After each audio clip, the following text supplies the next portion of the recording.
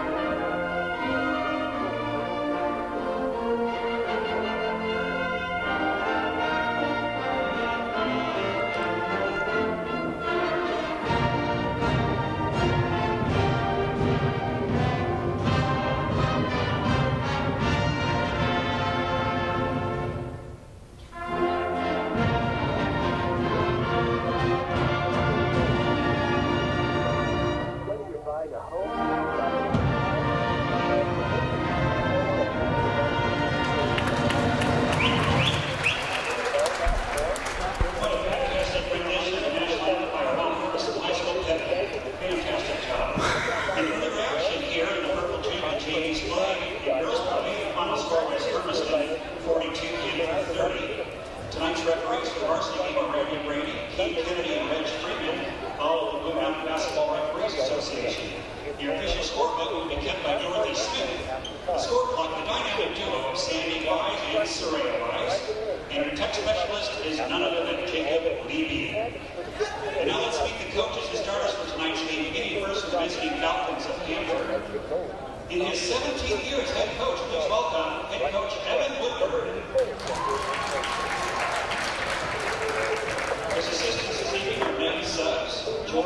We continue from Hermiston High School, where the starters are being introduced. We take a look through the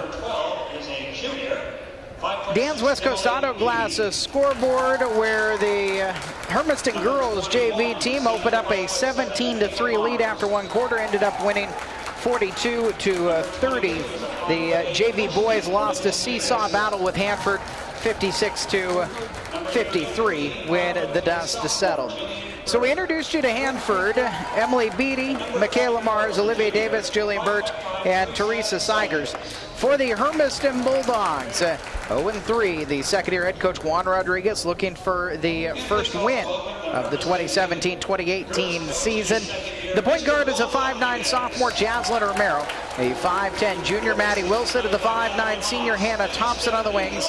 On the inside, the 6' senior Maddie Jewell and the 6'3" junior Jordan Thomas. Juan Rodriguez in his second year is assisted by Mallory Moss, Dennis is Stephanie, Ron Civi, and Amanda Rodriguez. The strength coach is Emily Stroke. The athletic director at Hermiston High School is Larry Usher. He is assisted by Lindy Thompson. And as ever, the trainer here at Hermiston High is Dan Emery.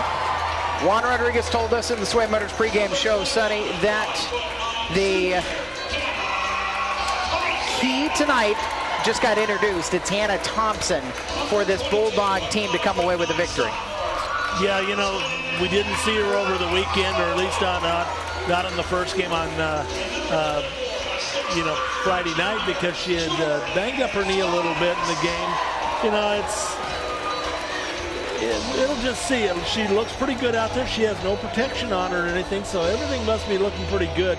Hannah is one that is awful hard to cover, because she is a strong girl. She can go ahead and get her game going either from the inside or the outside. To me, it's going to key on her being able to help out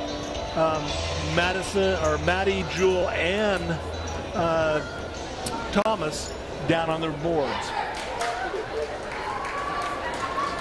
The Officials tonight out of the Blue Mountain Officials Association, Reggie Freeman, Randy Grady, and Keith Kennedy. Bulldogs in an all-white uniform. Bulldogs across the front in purple, the numerals in lettering with some gold trim. For the Hanford Falcons, it is a purple uniform with a yellow trim, numerals, and lettering Hanford across the front. Hermiston will be attacking left to right here to start things off. 8 minutes on the clock. Jordan Thomas in the jump circle, along with Michaela Mars. The 5'7" senior essentially going to concede the jump to Hermiston. Thomas, the 6'3" post, will tip it backwards, and Jaslyn Romero brings it into the front court as Hermiston gets started. Romero to Maddie, Jewell up top. Jewell back out to Thompson, and around the perimeter they'll swing it. Left corner for Romero. Top of the key, Thompson catches and skips over to Jewell. Jewell drives the lane, jump stop, and flings one up. Is fouled on her way into the basket. The hold will send Maddie Jewell to the line to shoot a pair. Teresa Seigers picks up the foul, her first.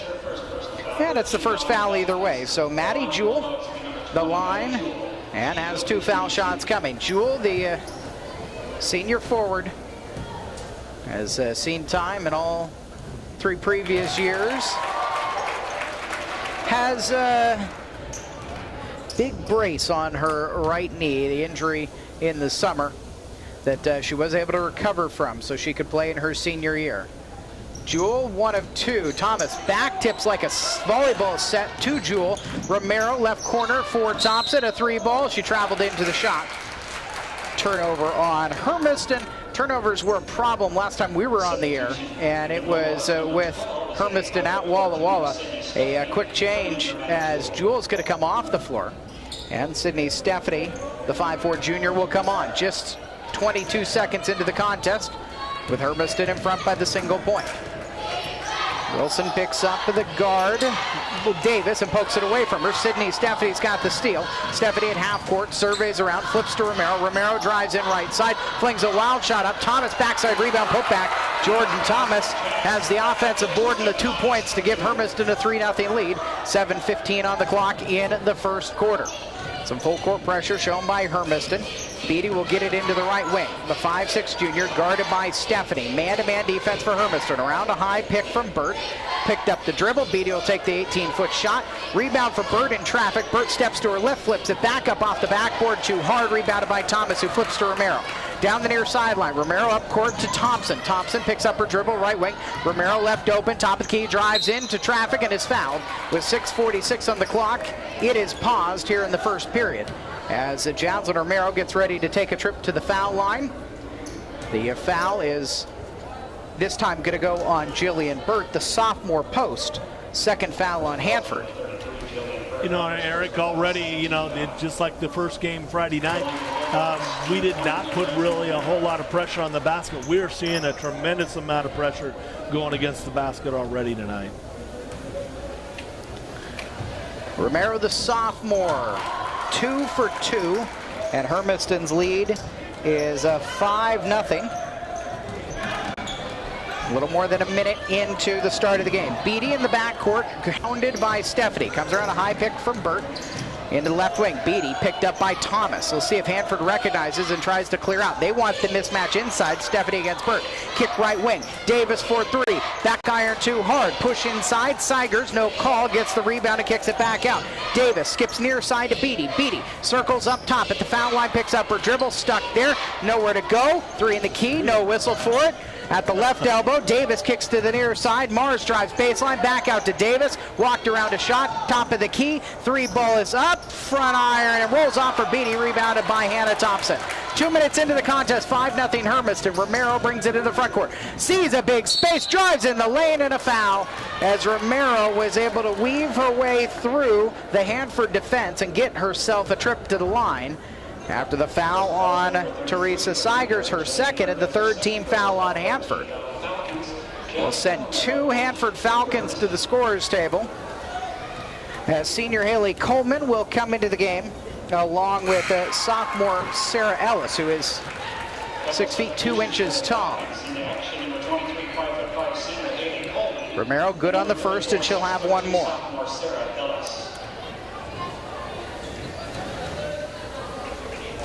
Falcons are 1-2. Hermiston is 0-3. Second shot comes off for Romero. And it'll be Mars bringing it into the front court. Stephanie all over her in front of the standing student section for Hermiston, about, I'll generously say, 33% full. Hand check foul out of the wing will go against Hannah Thompson.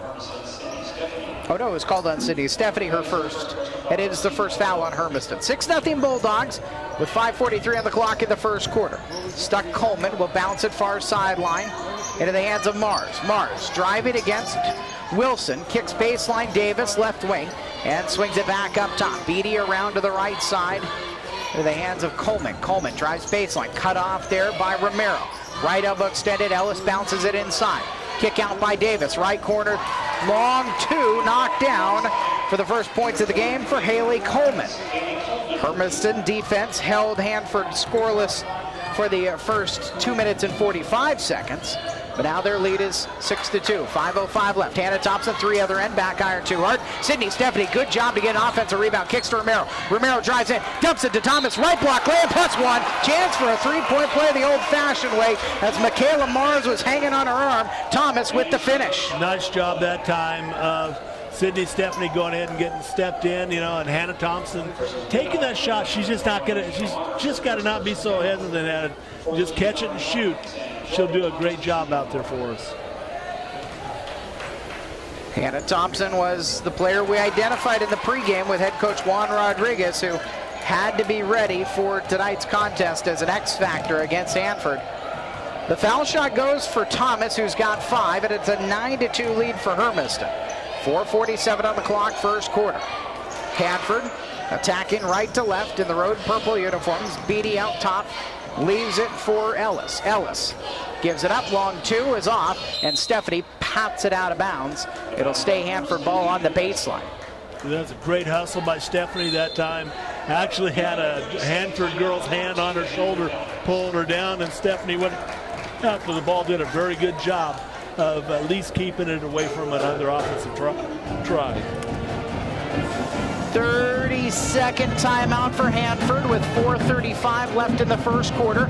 It's the first of a doubleheader tonight. We've got the boys we'll see for the first time tonight on our home floor coming up in about an hour and a half from now. It's a 7:30 scheduled start.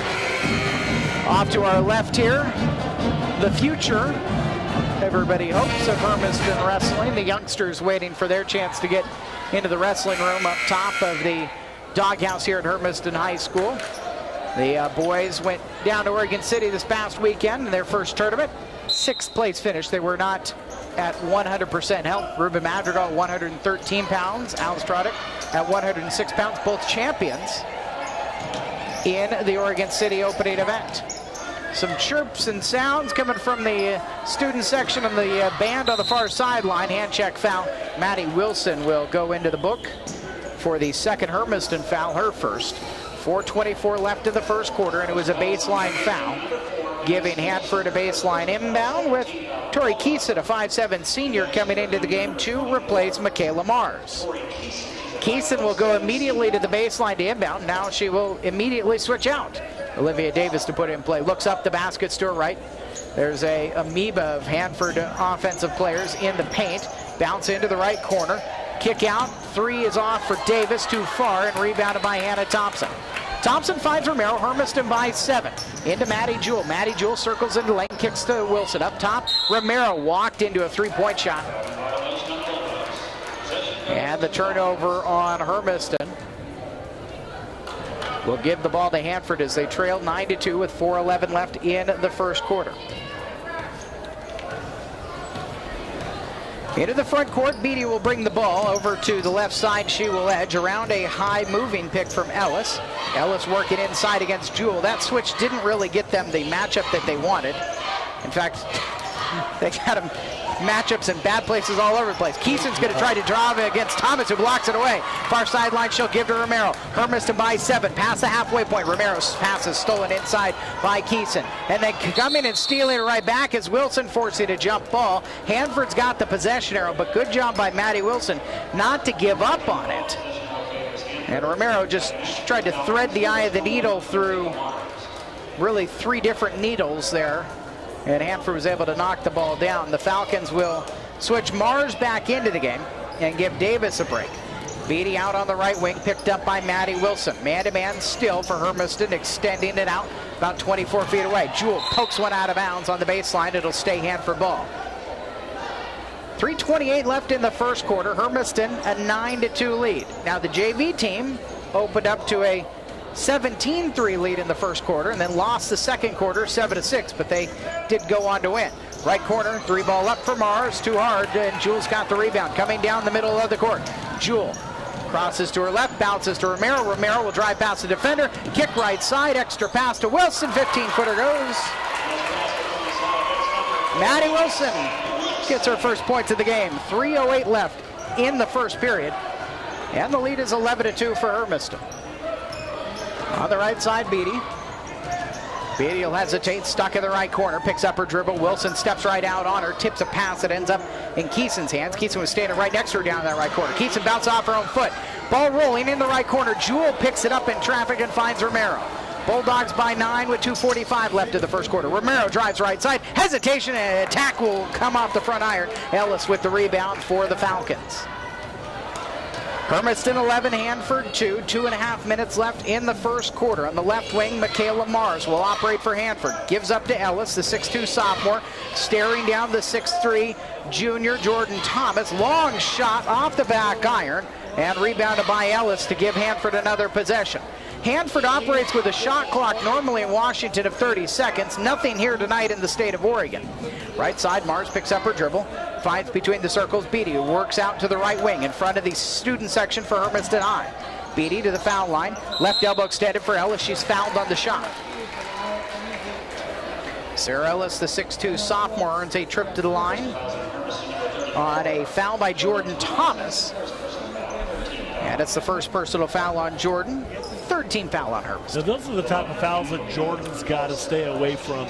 She's 15 feet away from the basket, and instead of putting her arms straight up and making the opponent go ahead and come out and shoot over the top of her to make that, she's just got to get her hands straight up, get them straight up quick, and then block out. 5'6 junior Juniper Snow comes into the game for Hanford. Bulldogs make some changes as well. Sydney Stephanie returns to the game. Jaslyn Romero gets a rest. Reagan Myers will come in for the first time tonight. The 5'10 senior will play on the inside. Hannah Thompson has it on the right wing. It was a 1 of 2 trip to the line for Ellis. Stephanie gives up to Thompson at the top of the key. Working to her right, Thompson will give up to Myers. Myers into the right corner. Wilson open, 3-ball up and in, plus a foul after the shot goes. With 1:44 left in the first quarter, we have a foul off of the ball, a holding foul. And it was against Coleman, her first, 5th team foul. So count the Maddie Wilson 3. And now Hermiston has the possession. Ball inbounded, tipped away from Jewell and out off of Hanford last. 1:42 left. Bulldogs lead is now 11. Alyssa Green will come into the game and Hannah Thompson will get a break. Green is a senior, 5'4". She missed a season with a knee injury. A little more than a season, actually. Wilson passed it across baseline, tipped out of bounds. Last touch by Hanford.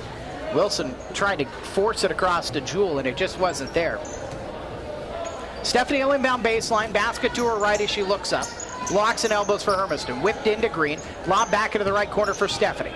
Stephanie, baseline, knocked out of bounds, and Hermiston will get to try every single baseline inbound they've got on this possession.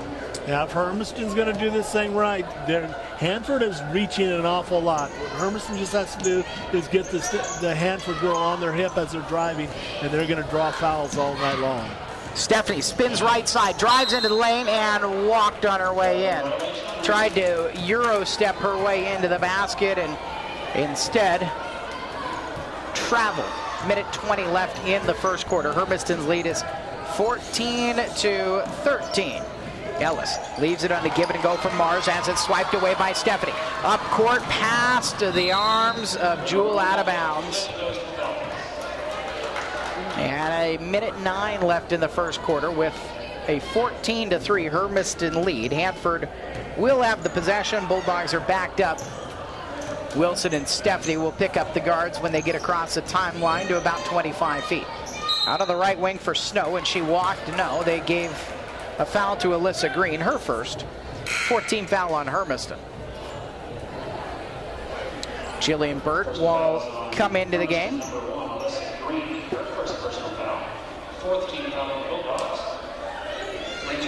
And Burt's replacing Tori Keeson.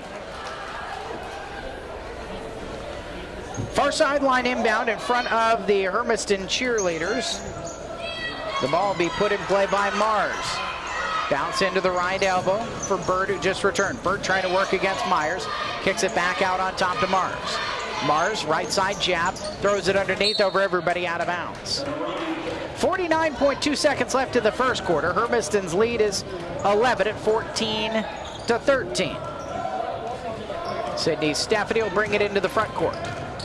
Hand off to Green on the right wing. Lost the handle, picked it back up to Myers up top. Stephanie right side over to Wilson, who gives it right back to Stephanie. Stephanie drives right, finds space. Teardrop floater's very short. Rebound is poked out off of Maddie Jewell last. Poked it out of the hands of Burt. And it'll be Hanford's ball with 33 seconds remaining in the first quarter. And Hermiston in front 14-3, excuse me.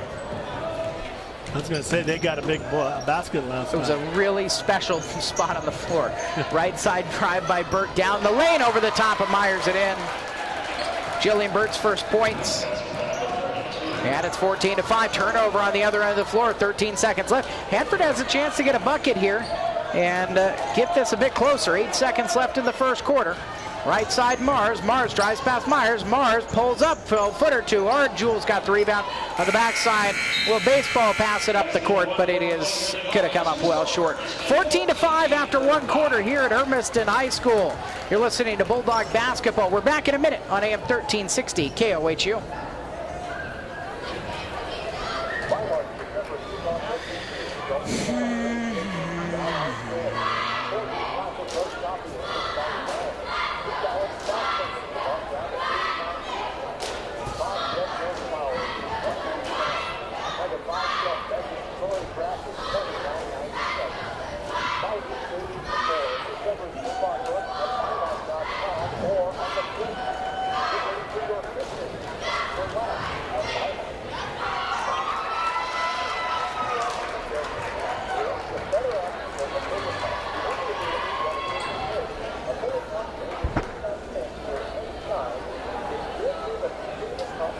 Five is 7 free throws? Yes.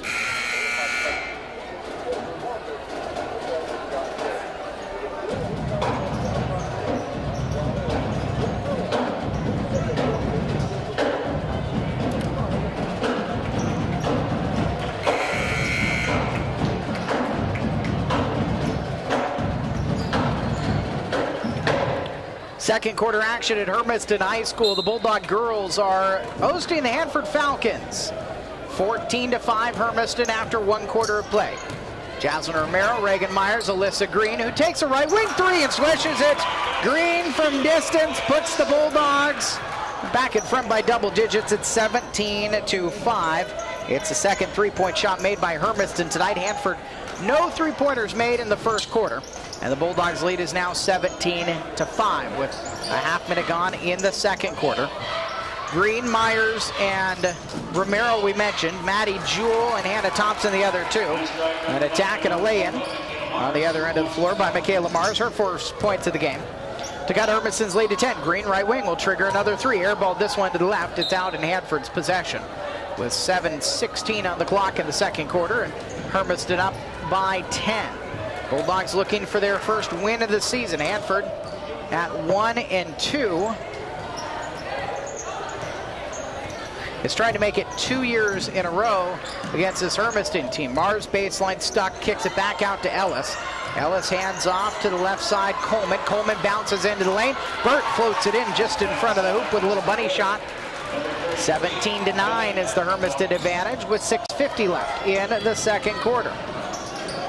Down inside, Romero kicks over to the right side for Green. It's tipped to Jewell down on the baseline. Jewell going to work right block. Turnaround jumper off iron, rebounded herself, puts it one bounce to the right and lays it in.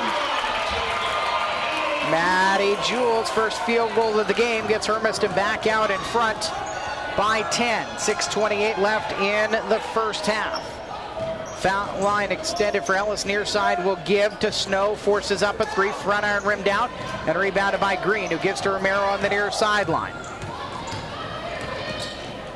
Kick over to the left corner. Hannah Thompson's open. She'll try a three and knock it down. Bulldogs are getting a couple early from outside the arc, and a timeout for Evan Woodward. 6:03 left in the second quarter. Full timeout. Bulldogs in front 22-9. We're back in 1 minute on AM 1360 KOHU.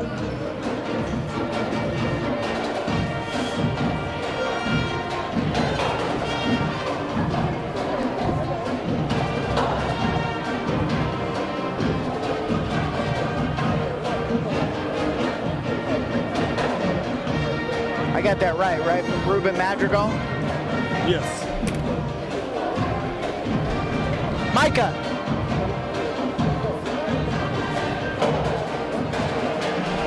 Do you remember, is Alice's Trodick? What was that? Alice's last name?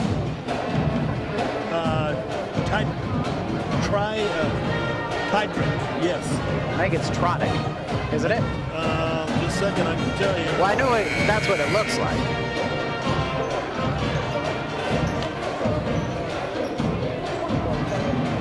It's Tordick.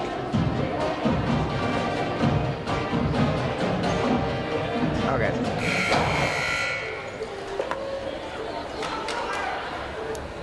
Hanford uses another first half timeout.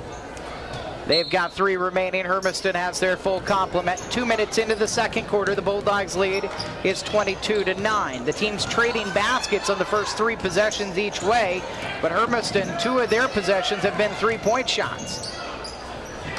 Beatty down on the baseline, back to Burt. Burt foul line, guarded by Jordan Thomas. Kicks right side for Sigers.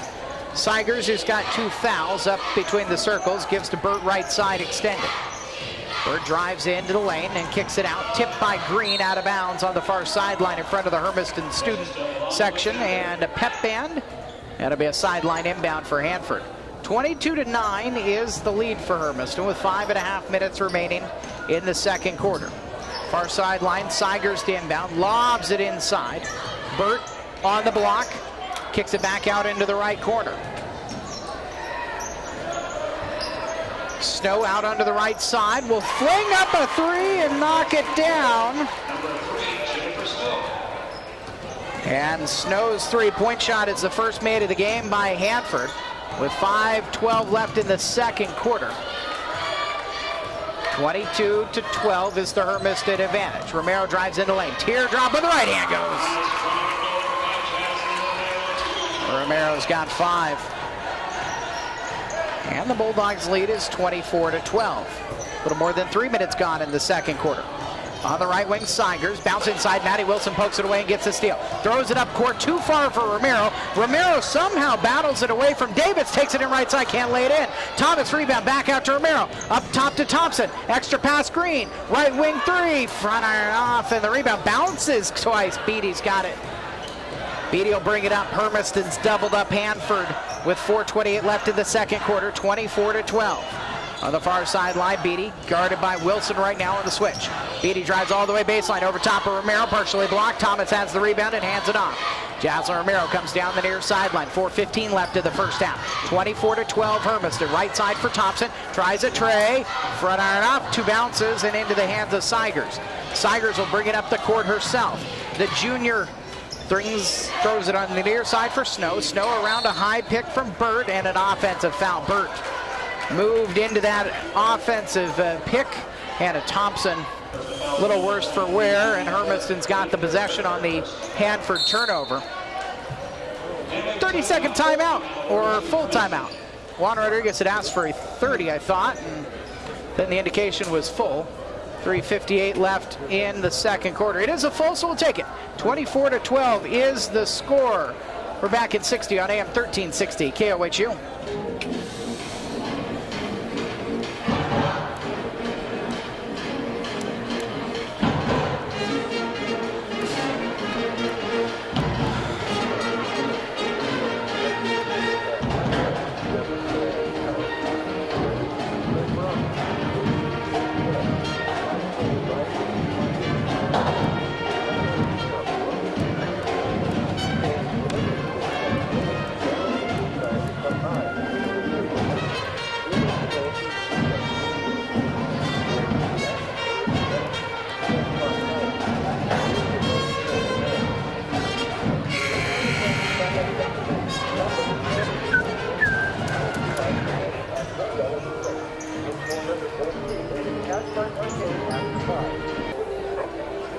Down on the baseline for Ellis. Ellis stuck and she walked. The sophomore there. One of those learning to pivot and hold the ball at the same time kind of moments.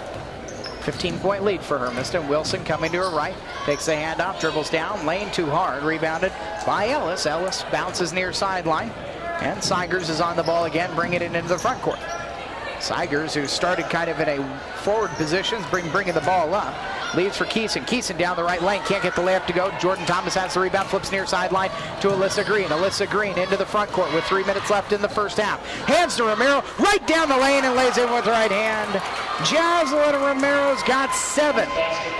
Lead all scores, and the Bulldogs' lead is now 29-12. Hermiston out on the front foot with 2:45 left in the first half. Bounce it into the right elbow for Keeson. Spins around, faces Green. She'll drive down right side. Cannot get the lay to go. And the 6'3" frame of Jordan Thomas pulls down another rebound. Romero lobs up court to Wilson. Stuck under the basket. Flips it back out. Left wing 3 for Thompson. Around and out. Rebound comes down to Thomas. Steps to her right. One bounce. The flip from 8 is up and out. And into the hands of Ellis. Hanford with the possession. Down 29-12 with 2:20 left in the second quarter. Seigers will bring it into the front court, pick up her dribble, guarded by Wilson. Hermiston not quite as harassing with their defense. Ellis flips over a hard taken sky hook, and it's handed off by Thomas to Romero. Romero down the left wing will come all the way across right side. Finds a lane to the right side of the 10 and lays it in. Time out for Evan Woodward and the Hanford Falcons. Romero's got 9. Hermiston out of their timeout is on a 7-0 run, and the Bulldogs lead is now 31-12. This is the Hermiston team that we and Juan Rodriguez were waiting for. This is the team that's starting to put more pressure on the defense of Hanford, taking it to the hole. They're not waiting for, as we saw in Walla, it seemed like every single time that Hermiston got the rebound, they were turning around and waiting for a defense to get back against it instead of pushing it. Now they're getting the rebound, getting it out, getting some pressure put on the basket, and doing a great job of going to the basket and finishing it off. Doesn't get any easier here in December. Chiawana here at Hermiston coming up on Friday night. It's 5:45. It's a doubleheader again with the Hermiston boys, and the girls will go first. 31-12 Hermiston out of the 32nd timeout for Hanford. And a foul on the far sideline. Tori Keeson was holding the ball. Was Maddie Jewell called for the foul? Wow, I didn't even see that either. That was on... Paige Polzinski just came into the game, and she picked up a foul. There was nothing there. I mean... Right corner 3 ball is up and switched in by Haley Coleman.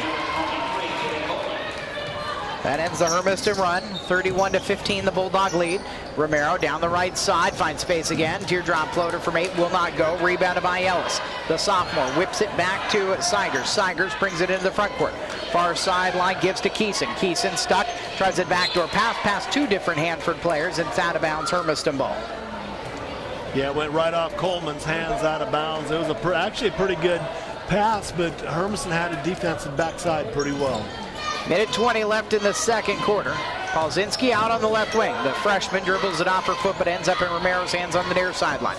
Romero back to Polzinski, up top to Thompson. Thompson steps to her left between 2 defenders, tries to dump it inside to Thomas. It's poked around and away into the hands of Keeson. Keeson finds Seigers and brings it up into the front court. A minute left in the first half. 31-15 is the score line. Out on the far sideline, Keeson will give back up on top to Coleman. Coleman inside and down to the baseline. Keeson facing against Jewell, flings it up wildly, gets her own rebound, blocked from behind by Jewell, and it's out on the baseline. Keeson didn't step out. It looked like she was out. It's Coleman on the near sideline. Coleman stuck on the wing, bounces to the foul line. Ellis will try a long 2. Rebound put back as Keeson. Nothing about that was pretty, but it did go for Hanford for points. 31-17 with 25 seconds left in the first half. Thompson whips it around the perimeter. Polzinski left side. The freshman kicks back near side. Line Romero, long three, back iron off.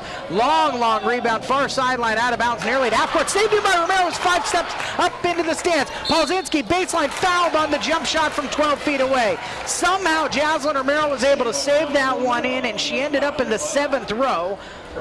Polzinski's going to go to the line with a couple of foul shots going. Hermiston has not gone to the foul line in this quarter after they went 5 of 7 in the first period. 7.9 seconds left in the first half. And the 5'8" freshman, Paige Polzinski, will pound the ball a couple of times. Righty shot is up, and it is back iron too hard. Foul shooting good in the first quarter for the team in the first 3 games has not been good. It is kind of a traditional Achilles heel for Hermiston, and usually the first month of every girls basketball season. Polzinski, the freshman. Deep breath, bends the knees, short on that shot, overcompensated. The rebound comes out near sideline, 5 seconds left, all the way to the baseline for Marcia. Flip it up with a second left, rebounded by Romero. She hoists it down the court, and it's well short. 31-17 is the scoreline. Hermiston in front as the teams head to the locker room at halftime. Bulldogs trying to win their first of the season. The Hanford Falcons are looking to get to 500 as they come into tonight 1-2. We'll talk about it during the Tom Denchel Ford Country halftime show when we come back in 2 minutes at Hermiston High School on AM 1360 KOHU.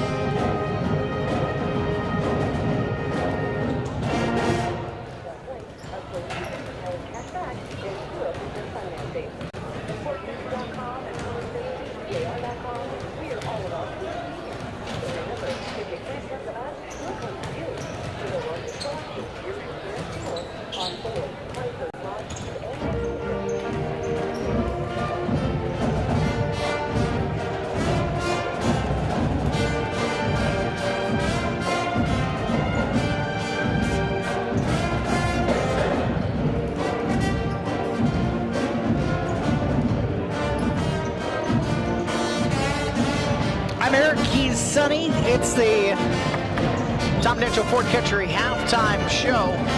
Hermiston 31, Hanford 17. Bulldogs started on a 6-0 run. They ended the quarter 14-5, and then in the second quarter, after the teams traded baskets back and forth, Hermiston was still pulling away because their baskets were threes, Hanford's were twos. And then Hermiston went on what ended up being a very devastating run for Hanford's first half. 9-0 run, Sonny, to pull out to, at one point, a 19-point lead. They go into the locker room up 31-17.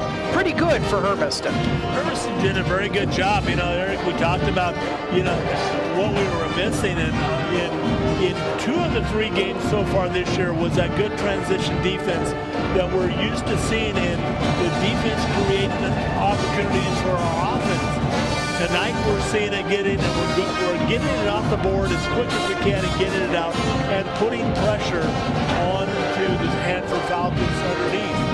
They're having to go ahead and come out, step away from the basket, and if they're not quick enough, we're going to just keep taking it right to the basket. The other thing is we're doing a really good job on the boards, against Hanford. It's fairly close, but Jordan Thomas doing a good job of limiting Hanford to 1 shot when it gets inside when they miss.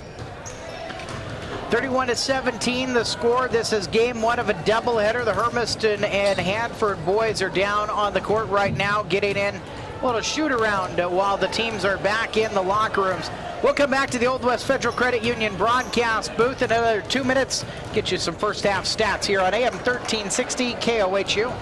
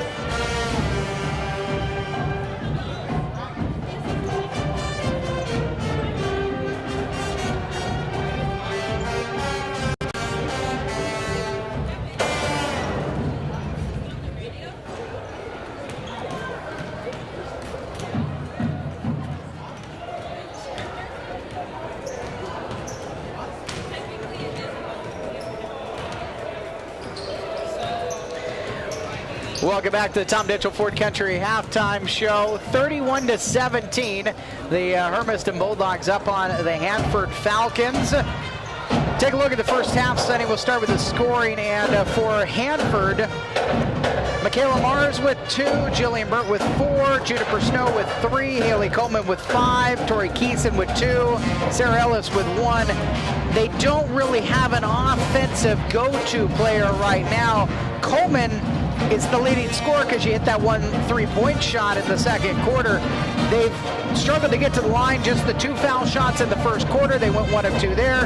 They did hit 2 3-pointers in that second quarter, but now they're just kind of hoisting things up. The nice thing about, the reason why Hanford has not been able to get any go-to or get to the free throw line when they're starting to drive to the basket, Hermiston is doing a very good job of getting inside, getting backside help. And like I said, whenever they do throw the rock up, it has been pretty hard at times. And Jordan Thomas has been cleaning up the backboard real well for Hermiston. Hermiston scoring, Jaslyn Romero with 9, Hannah Thompson with 6. She hit a couple of 3-point shots in the second quarter. 5 each for Maddie Wilson and Jordan Thomas. 3 points for Alyssa Green and Maddie Jewell. The Bulldogs have hit 4 3-point shots. They're 5 of 9 from the foul line. What other stats stand out to you? Well, like I said, Hermiston is doing very good on the boards. They've got 19 first half rebounds to 15 for Hanford. Hanford, turnovers, they've done a much better job than we saw at Walla Walla, where we saw 30 turnovers. It is just 7 turnovers first half, and Coach Rodriguez would be pretty happy with that, and 7 turnovers for the Hanford Falcons. The nice thing about it is Jordan Thomas is halfway already to a double-double. She's got her 10 rebounds in this first half already, Eric, and only 2 of them are offensive boards. Very good job by Maddie Jewell on the board. She had 4 rebounds, and Sydney Stephanie another offensive rebound. So Hermiston has got 5 offensive rebounds already and have turned those into points in this first half, and that is a big key for Hermiston. 31-17, the score line after the first half. One more 60-second break. 1 minute, and we're back with the second half here in the Old West Federal Credit Union broadcast booth. This has been your Tom Detchel Ford Country halftime show.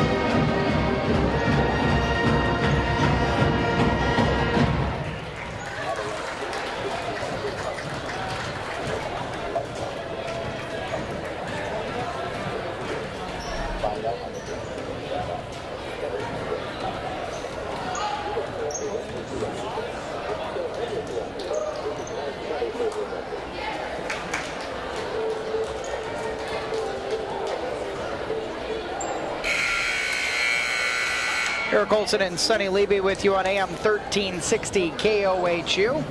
Hanford will have the ball in the second half, attacking left to right in the road uniforms, the all purple unis with the yellow numerals and lettering. Hermiston and the home whites with purple numerals and lettering. And Hanford will have Michaela Mars inbound on the far sideline, Emily Beatty, Olivia Davis, Jillian Burt, and Teresa Seigers starting 5 back out on the floor for Hanford. Actually, check that. They make a change with Burt, and it is Sarah Ellis who gets more playing time. The sophomore post getting a lot of work out there against Jordan Thomas. Top of the key, Davis around a 3, and it's off the iron to the left. Jaslyn Romero with the rebound. Maddie Jewell, Maddie Wilson, Hannah Thompson, and Jordan Thomas. And Romero throws it out of bounds. Romero arguing that that one was tipped out, and nobody having any of it. Reggie Freeman says Hanford ball. And the Falcons will have the possession.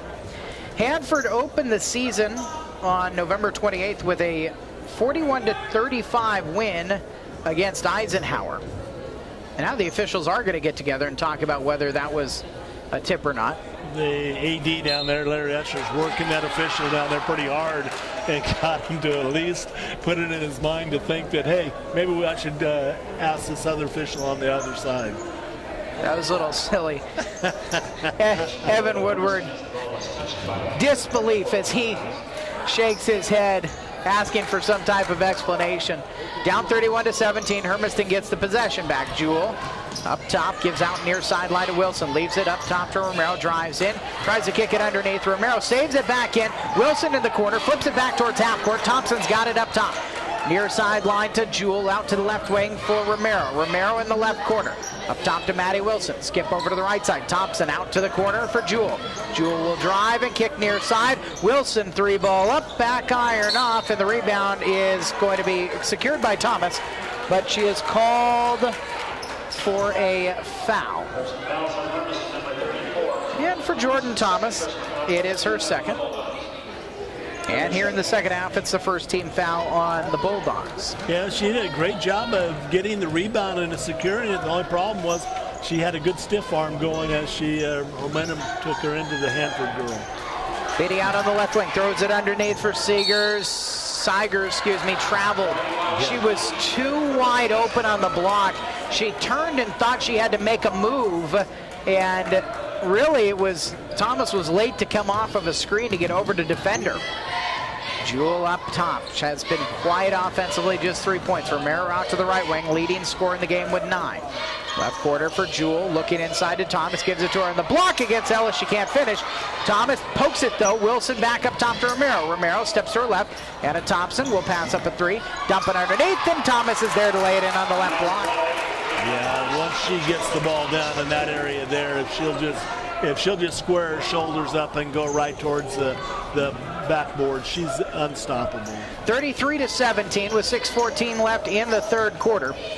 Seigers has it on the right wing, circling up top. Between the circles, picks up her dribble, bounces near sideline. Davis against Romero, comes around a high pick from Ellis, misses the 3-point shot. Jewell takes the rebound in traffic, and down the middle of the court she'll go. Up to Thomas, right side. Thomas skips near sideline to Romero. Jaslyn Romero driving in the lane, dumps it underneath. Jewell's got it, left block, laid in, trying to draw contact against Ellis, and Jewell's got 5. 35-17 Hermiston. A little more than 2:20 gone in the third quarter. Seigers on the near sideline, around a high pick from Ellis. Tries another top of the key 3. Swishes this one. No, her foot was on the line. It's a 2. Seigers' first points. Yeah, with 5:25 left in the third quarter. Hermiston's lead is 35-19. Romero up top to Wilson, skips near sideline to Jewell, into the left corner. Hannah Thompson underneath for Thomas. Thomas spins to the right. Fouled on her way up for the shot. 2 foul shots coming for Jordan Thomas. The foul on Hanford will be their first in the second half, and Michaela Mars picks up her second of the game. Thomas made the 1 foul shot she took in the first half, an and 1 that she was able to complete. Sydney Stephanie into the game for Hannah Thompson. Haley Coleman will come back in for Hanford, replacing Olivia Davis, the freshman. Thomas rims out the second one, and then Maddie Wilson's called for an over-the-back foul. Second foul on Hermiston, and second foul on Maddie. So Thomas 0 for 2, and now Hermiston is 5 of 11 from the foul line. Started off well in the game, I mean, they were doing pretty well out there, but, those are the type of things you got to finish off, whether you're tired or not. You got to be able to finish high with your shot and to get the free throw to go. 5:10 left in the third quarter. Maddie Jewell checks out of the game. Reagan Myers back in for Hermiston. 35-19 Hermiston's lead. Hesitation and drive by Beatty. Skips it all the way across the left block. Coleman down there on the baseline. Gets it out on the left wing. 3-pointer up and in. Michaela Mars. 35-22. Hermiston's lead is cutting down a little bit. They led by as many as 19 in the first half. Weaving up top, Stephanie gives near sideline to Romero. Skip to Myers, back up to Stephanie, and Hermiston will back up and drive Stephanie to Myers. Romero top of the key, comes to her right, leaves for Stephanie. Stephanie drives and kicks. Romero right wing for 3, swishes it. Jaslyn Romero's got 12 and a timeout for Juan Rodriguez, a 30-second timeout for Hermiston as they go in front 38-22. Bulldogs just keep chipping away here, and I think when the pace of the game is faster, they're in a better place than Hanford is. Yeah, they are. And the one thing it is, Hermiston came out with good pace that time. Even though they were doing the pick and rolling up top, they were taking a look at the basket every single time and putting pressure on. And finally, Jaslyn got open for the 3 and buried it. Hanford has a pretty long break after this one. They won't play until Friday the 15th, and they'll be hosting Pasco, and then Southridge on the very next day, Saturday the 16th, Tuesday the 19th against Kennewick, Thursday the 21st at Walla Walla, and then they will get a couple of their non-conference games in after Christmas. Gonzaga Prep and Shadle Park both coming to Hanford on the 27th and the 28th. So just kind of a early look at Mid-Columbia Conference play. If you're a basketball player for Hermiston, you always have thought about maybe a before Christmas trip. That might not be as possible. Seigers right baseline, 12-footers off. and a rebound foul committed by Michaela Mars. Her third and the second team foul on Hanford at 4:02 left in the third quarter.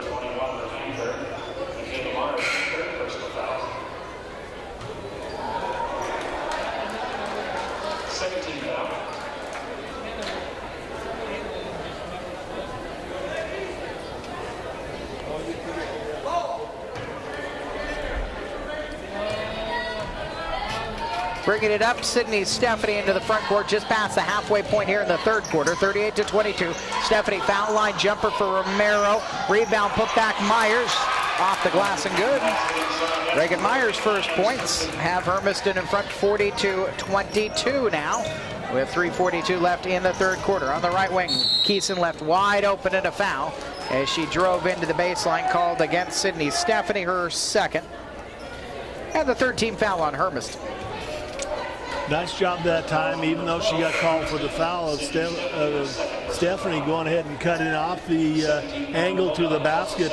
You know, Sydney's gonna, most of the time, is gonna probably be the smallest girl out there, but she did a great job getting her quickness going over, or at least cutting off the angle. Inbound goes into Coleman. Coleman drives and gives to Ellis. Ellis's jumper off of Thomas's short, rebounded by Stephanie. Skips near sideline to Romero. Romero bring it into the front court. Romero lobs it down to Wilson. Back out to Stephanie. Stephanie on the right wing will back things up and go to work. Guarded by Beatty, gives it up to Wilson. Top of the key, a Myers three, way too hard, and bounces into the hands of Keeson. 3:15 left in the third quarter. Hermiston's lead over Hanford is 40-22. Boys game to follow this one. On the near wing, Keeson up top to Fulton. Alexis Fulton, a 5'5" sophomore, seeing her very first time of the night. Ellis down onto the baseline for Coleman. Bump glass and good. Ailey Coleman finishes. She's got 7 off of the bench for Hanford. 40-24 is the Hermiston lead with 2:45 left. Back iron off, and Ellis is called for a foul on the rebound against Thomas, or Thomas is called for a foul on the rebound against Ellis. Thomas called for her third foul. It says third up on the scoreboard, but I've got 4. We've got 3.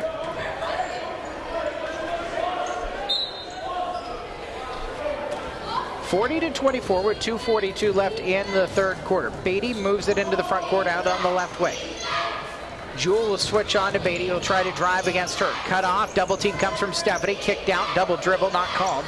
And Burt holds still. Burt holds still. Burt now finds finally Fulton. Near sideline give to Keeson. Drives in, and a blocking foul on Stephanie. 2 shots coming.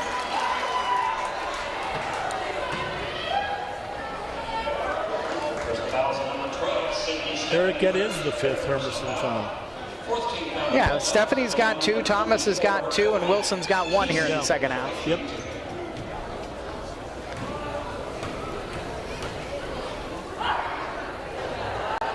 You know, you've got 3 or 4 different levels of protections, or you're at least supposed to have 3 or 4 different levels of protection.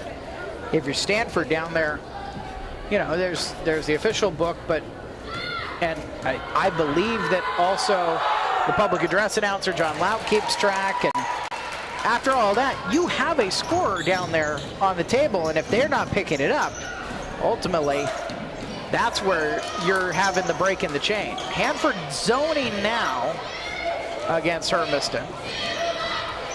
Right side for Myers, Reagan Myers. Hands off to Stephanie up top for Thompson. Thompson coming to her left. Dumps it under the basket. Jewell's there, tries to reverse over the left side and lays it in. Maddie Jewell with the lane makes it 42-26. Out on the far sideline, Emily Beatty. Beatty gets Stephanie. Stephanie pokes a pass. Scramble for it at the top of the key. Picked up by Keeson. Drives down right lane and lays it in over the top of Thompson. Timeout for Hanford with 1:37 left in the third quarter. It'll be a full timeout with Hermiston up 42-28. We'll be back in 60 seconds on AM 1360 KOHU.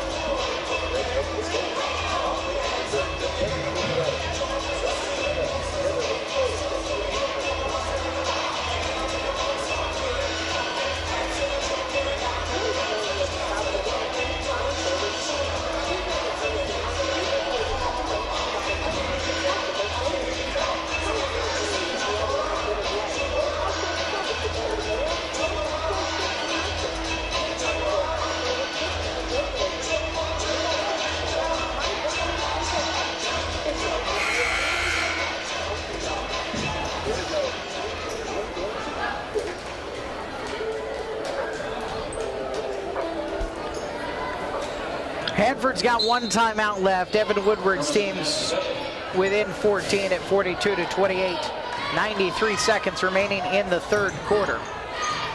Reagan Myers, Jaslyn Romero, Sydney Stephanie, Alyssa Green, and Hannah Thompson. Not Stephanie Jewell, excuse me. I didn't confuse Jewell and Stephanie. I confused Alyssa Green and Sydney Stephanie. So it's Jewell and Myers inside, Thompson, Romero, and Green out on the wings. Emily Beatty with it on the far sideline for Hanford. Around to pick Beatty, who has no points in this game. Drives in baseline, blocked, and I think Alyssa Green's going to get credit for that block. It's outlast off of Hermiston. 1:02 with the third quarter time dwindling. 42-28. Hermiston out in front. Baseline inbound for Hanford. Beatty will put it into play. On to the baseline for Keeson. Keeson works into the lane, and against Thompson is blocked. Green has the rebound and is fouled in the backcourt by Alexis Fulton, who picks up her first, the third team foul.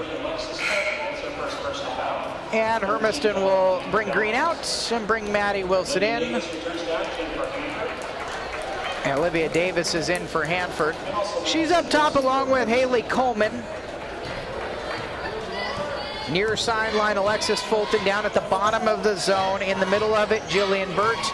And over on the far wing, it's Michaela Mars. Check that. Not Mars, but Keeson. Keeson. Romero drives and a foul. With 41.3 seconds left in the third quarter. Coleman's second. Fourth team foul. Was not in the act of shooting. So Hermiston's got a baseline inbound. Jewell to put in play, basket to her right. Tries to force it into Romero. Romero saves it back in before it goes out of bounds. Wilson's got it, gives to Romero right side. Circling up top, has it between the jump circle. 30 seconds left in the third quarter. Far sideline, Myers tries a three, rolls it in off the front iron. Reagan Myers' first three-pointer was way too hard. She got the good adjustment there, and Hermiston's lead is 45-28. Foul? No, went right through knocked out of bounds. Excuse me. Keeson had the ball go right through her hands. She was, trying to pick it up that time and passed it a little bit hard, but it went right through Keeson's hands. 45-28 with 8 seconds left. Thompson right wing for three. Rattles hit home. Hannah Thompson another triple. Her third of the game for the Bulldogs. 7 now in the contest, and their lead is 20, their biggest of the game, as they go into the fourth quarter, up 48-28. We're back in a minute here on AM 1360 KOHU.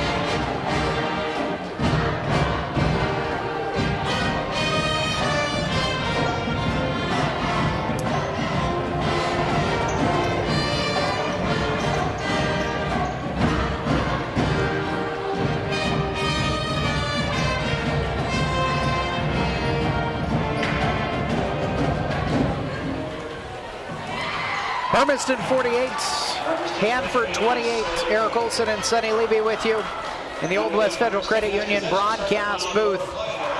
Reagan Myers, Jaslyn Romero, Hannah Thompson, Jordan Thomas, and Maddie Wilson, the 5 on the floor for Hermiston. Home white uniforms with purple numerals, lettering and trim. Hannah Thompson, right wing, three-pointer again, front iron off this time. Hermiston has 7 three-point shots in this game. Thompson has 3 of them. Michaela Mars brings it into the front court for the Hanford Falcons. Tori Keeson down onto the baseline. Shot for Olivia Davis is off.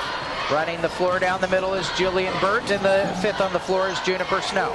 Right wing, Myers will try a 3. Front iron up and rebounded under the basket by Michaela Mars. Bulldogs in front by 20. This is their largest lead of the game. They've never trailed in this contest against Hanford. Trying to get their first win of the season. Burt pick and roll to the lane, can't get the shot to go. Wilson rebound up to Romero. And Juan Rodriguez wants the team to go into their motion offense.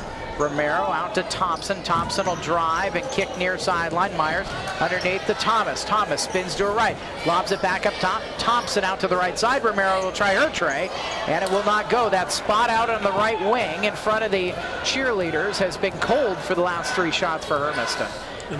And that shot by Thomas, she's got to turn around, square her shoulders, and just put that ball up. Drive right side by Mars to the 10 and lays it in over the top of Romero. And Michaela Mars has 7 points, ties Haley Coleman, leading scorers for Hanford. The Falcons' deficit is 48-30.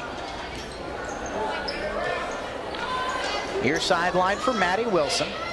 Holding the ball overhead, skips it up top to Thompson, out to the right side, Myers. Rifled inside to Thomas, lost the handle. A slow scramble to the ball on the floor, won by Hanford. And it's back to Jillian Burt, who got that ball away from Thomas.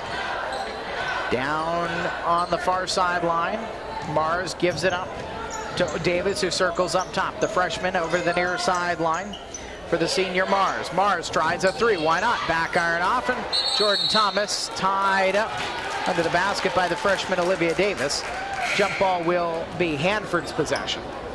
Bulldogs will bring Sydney Stephanie and Alyssa Green back into the game. Wilson and Myers out. And for Hanford, a rest coming for Tori Keeson. And Teresa Seigers returns for her. 48-30 Hermiston with 5:55 left. Inbound and a foul called late, but called against Jordan Thomas, her 4th, against Teresa Seigers. 15 foul on Hermiston, allegedly, here in the second half. Yeah, Eric got time there. Jordan just got caught with her hands down and reached out for the ball as the arms were going up. She's got to just go ahead and keep her hands up and go straight up with her.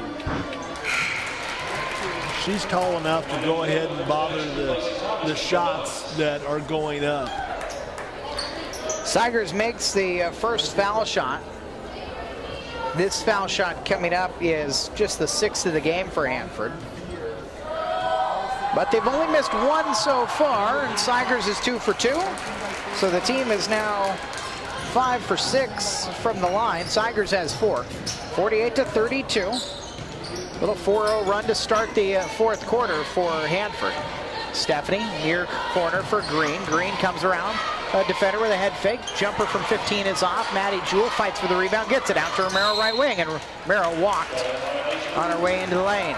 5:34 left in the 4th quarter. Hermiston just that far away from their first win of this season. They will host Chiawana on Friday night. 48-32. Now remember, last time we were on the radio with you at Walla Walla, the Hermiston girls were held to just 2 points in the 40-28 loss at Walla Walla in the 4th period. See if they got a little bit more staying power here late. Snow, wild shot is airballed into the hand of Thompson's hands, up to Romero. Romero, one-on-one, will size up the defender Mars, blow past her, but lose out of bounds off of Jewell. That's no. Ooh. Hermiston's got a possession error. That ball, I believe, kicked off of the white sneaker of Maddie Jewell, but Hermiston's got Romero baseline inbound. Blocks and elbows for the Bulldogs. The sophomore point guard flips it in. Hannah Thompson has it on the right wing. Here sideline gives to Stephanie. Stephanie drives and flips over to the right side for Romero. Romero lobs it to the top of the key for Thompson. Thompson drives around to defender. Left elbow, forced jumper off the front iron. Burt's got the rebound for Hanford. 48-32 with 4:50 left in regulation. The senior Mars brings it in the front court. Far sideline for Davis. Davis back up top for Seigers. Seigers whips it over to the left side. Mars around a high pick from Seigers. Lobs back up to Burt. Burt holding. Now will dribble down the right lane into a double team. Traveled her way down to the right block. Romero reaches down to help her up, and Seigers might have just tweaked her ankle a little bit. Came up with kind of a weird grimace on her face. Sarah Ellis will come back into the game replacing Juniper Snow. 4:25 left in the fourth quarter. 48-32. Hermiston still scoreless here in the fourth period. Green out on the right wing.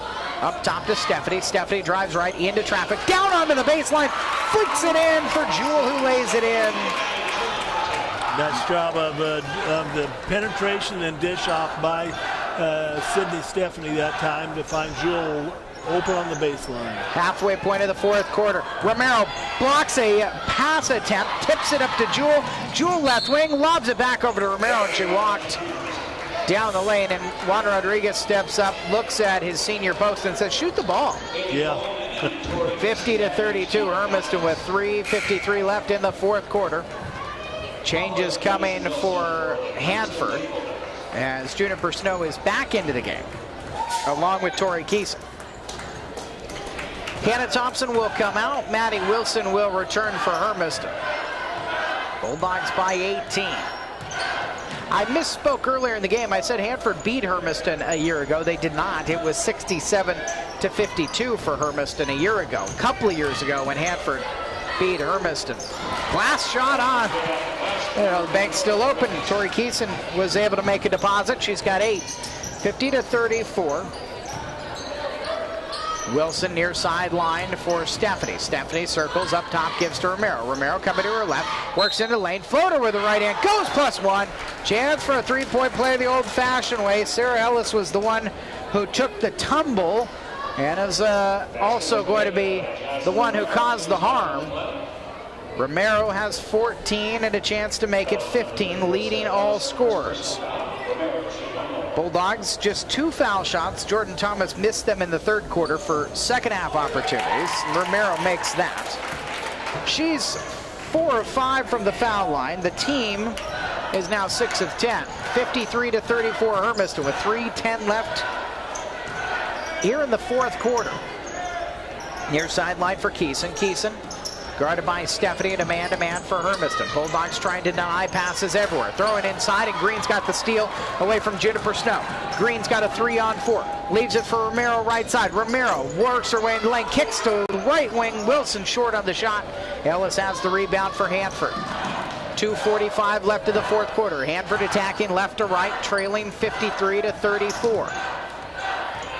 On the near sideline, Mars dribbling, comes around a high pick from Keeson.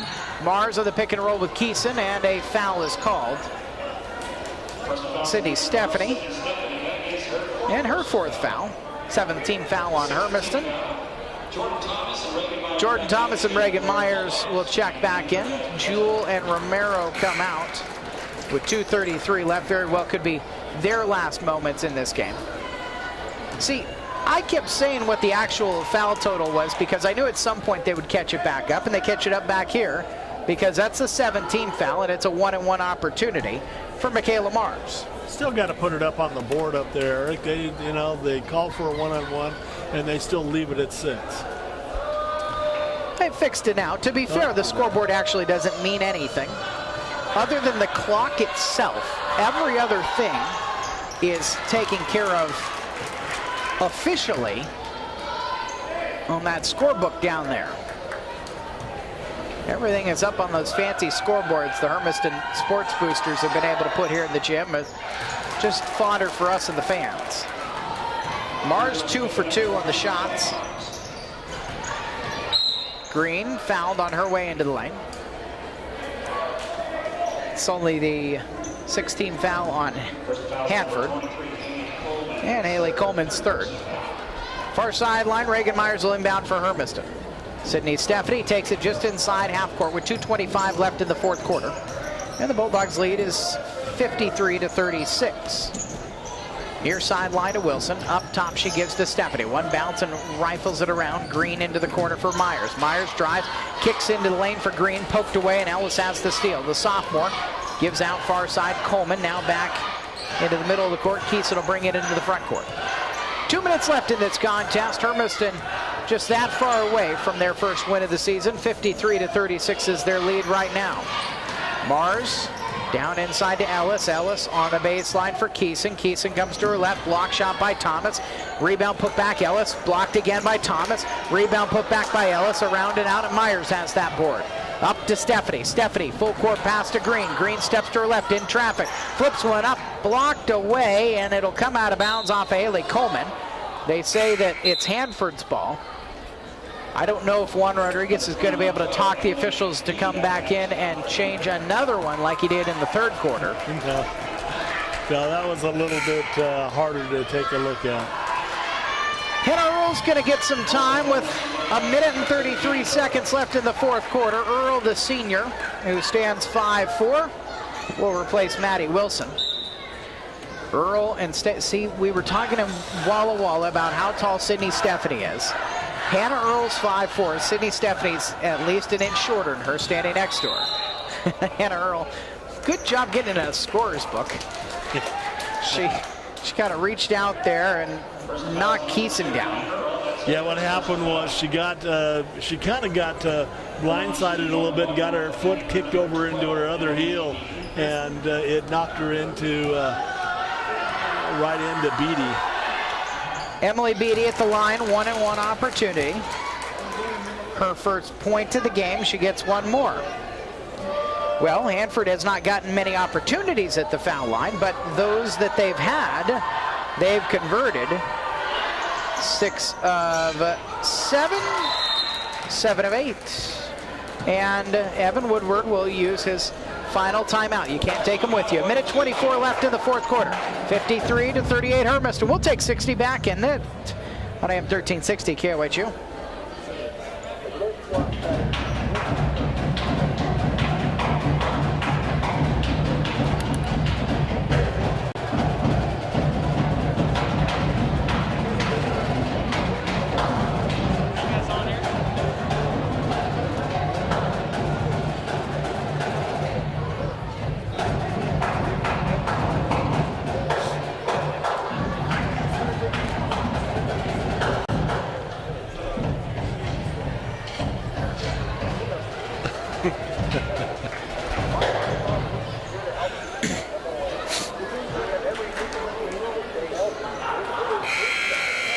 Did you hear that? A little bit. It's not wrong. No.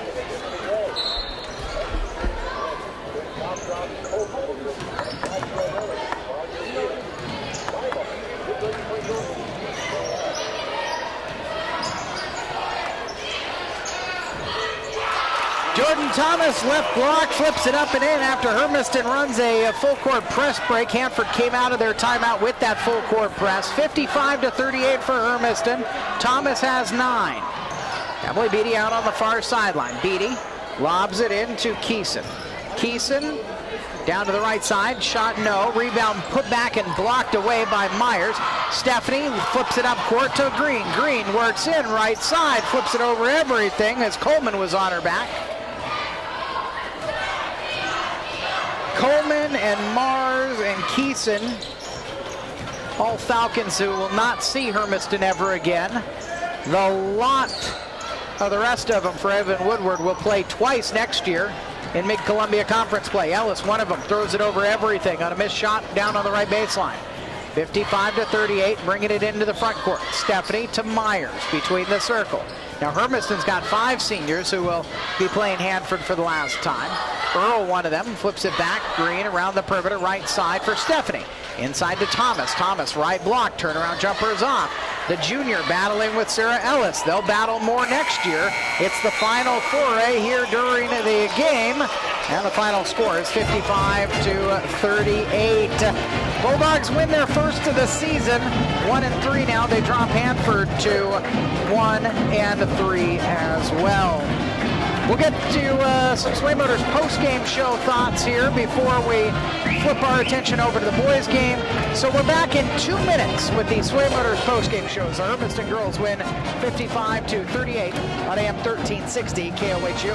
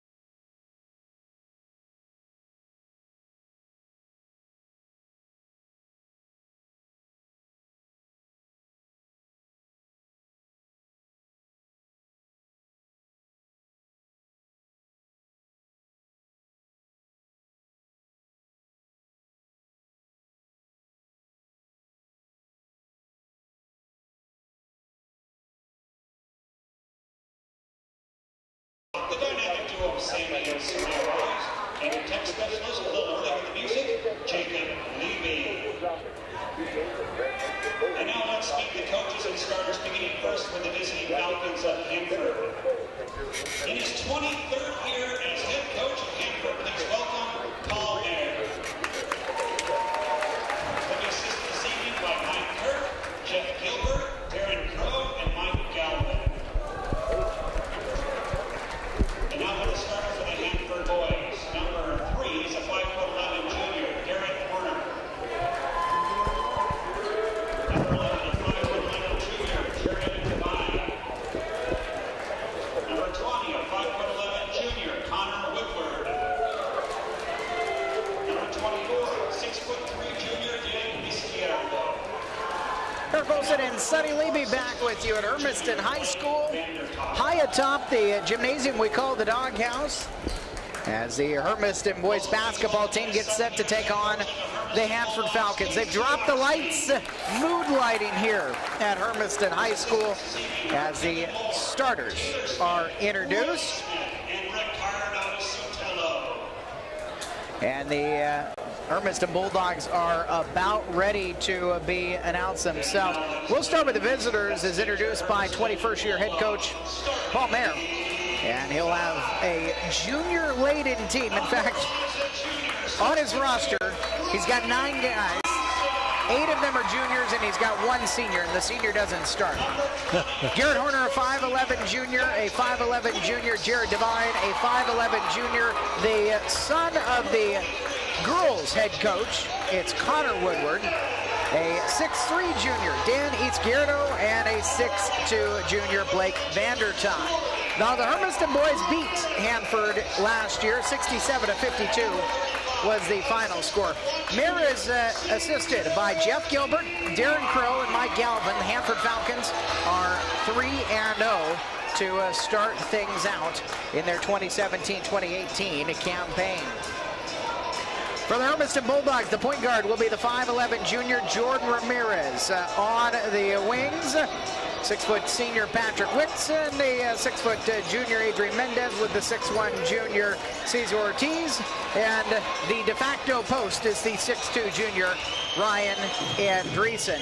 Casey Arstein, the second-year head coach, is assisted by Taylor Smith, Riley Smith, Kevin Moore, and Ricardo Sotelo. The athletic director is Larry Usher. The principal is Tom Spoo. Usher's assistant is Lindy Thompson. And as ever, the athletic director here at Hermiston High School is Dan Emery. Hanford all-purple uniforms, white numerals and lettering trimmed in yellow, attacking right to left. Hermiston an all-white uniform. Hermiston across the chest in purple with yellow trim. Jay Marlowe's going to jump at working with Bruce Meekum and Dana Reese out of the Blue Mountain Officials Association. In the jump circle, it's Andreessen, who is not wearing number 10. He's wearing number 1. And he wins the tip back into the backcourt for Jordan Ramirez. Brings it into the front court. Ramirez left side for Cesar Ortiz. Ortiz ahead making a drive. Wide open at a 10 lefty lay-in. And Cesar Ortiz gets the scoring started for Hermiston in this contest with a good look down the left lane. On the near sideline, Garrett Horner. Horner to a cutting Devine. Devine left block, jumper partially blocked and rebounded by Mendez. Up court to Ramirez. Ramirez, nice hesitation move. Steps to his right. Righty layup, no, and a foul on the rebound. Put back attempt by Ryan Andreessen. And it's going to go against Hanford. Give Hermiston 2 shots, it looks like. Dana Reese comes over to the scorer's table and says Garrett Horner will pick up the first foul of this game. Bulldogs 1-2. Lost to Mountain View and Springfield Friday and Saturday. Sunday they beat Eagle Point 70-52. Jordan Ramirez is still trying to get into basketball shape. He's really about 10 days removed from a state football title. Good on both foul shots, and it's a 4-0 lead for Hermiston. Devine brings it into the front court, bounce to Vanderton. Elbow extended, kicks over to the right side. Izquierdo step back, 18-footer, too hard. The rebound off of Vanderton left. He got tangled up his legs with somebody from Hermiston, and he went head first over towards the bleachers where the Hermiston student section is. Didn't get there, however. And almost a minute into the contest, the Bulldogs lead is 4-0. Man-to-man defense for Hanford, switching on screens early. Left side, Andreessen picks up dribble. Up top to Wicks.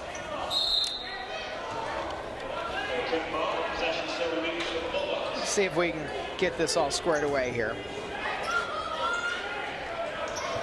That looks right. Wicks is wearing 12. Mendez is wearing MJ's number 23. Andreessen's got the 1, and Ramirez the 24. Sonny's got, no, you wrote him pen as well, so we both have to do some scratching. Ramirez right side, up top to Wicks, over to the left side for Ortiz. Ortiz, a great shooter, drives in the lane, spin around shot, and he's fouled. 2 shots coming. Now he's most known for his ability to shoot from the outside, but he's attacked the basket a couple of times. This time he gets Vandertop into a foul. His first second-team foul on Hanford. Cesar Ortiz, the lefty shooter. He's not even really a streaky shooter. He's just a shooter, period. And he can hit just about whenever he crosses half court, he's open. 1 of 2. However, the unguarded 15-footer, 50% early on. 5-0 Hermiston. 6:30 left in the first quarter. Vandertop hands off to a circling Devine. Devine stuck, gives to Horner. Horner down the left wing. Stuck in the block, bounces back out. Devine wanted it. 3-point shot for the lefty is up. Back iron into the hands of Andreessen. Near sideline, Ramirez up court to Mendez. Spins around, right block, he's stuck. Leaves it for Ortiz. Left block lays it in. Good sharing. 7-0 Hermiston. It's an ugly start for the Hanford Falcons, who are 3-0 coming in. Down under the block, a travel called on Blake Vandertop. Ball there, the coach stands up, looks at Bruce Meekum and says, I need a timeout. 30 seconds, please. Hanford down 7-0 in the first 1 minute and 56 seconds of this contest. It's a dream start for Hermiston, their home opener. Well, Hermiston doing a good job of pressing the, pressing the action here. Going to the basket and getting the ball. I mean, they're doing a very good job defensively, getting out there, making Hanford taking advantage of Hanford's misses on the boards, and then pushing the ball down court. Something we haven't seen from Hermiston, and hopefully we'll see a lot of this year, because if they can play at this pace and continue to push, they can cause a lot of problems for other people in the league. I mean, the thought's got to be they have to push the pace, because as I said, it wasn't a joke. Ryan Andreessen at 6'2", he's the tallest guy on the roster. Jordan Ramirez has it over to the left side. Andreessen around a pick. He's also a very good outside shooter. So is he. Ortiz, top of the key three. Cesar Ortiz from distance. 8 points for him of Hermiston's 10-0 lead. 5:40 left in the first quarter. Lobbed air ball picked up by Ramirez. Ramirez spins up court to Ortiz. Ortiz in the right wing. Back up top to Ramirez. The point guard going to work. Drives down left lane. Into traffic. Fouled as he went up for a shot between 2 defenders. Devine and Horner were there. I think it's going to be Jared Devine who goes into the booking book. He does. First for him. Third for Hanford. And Ramirez, they're getting to the line. Ramirez has already made 2 shots at the foul line. Ortiz is 1 of 2. Ramirez hits the first.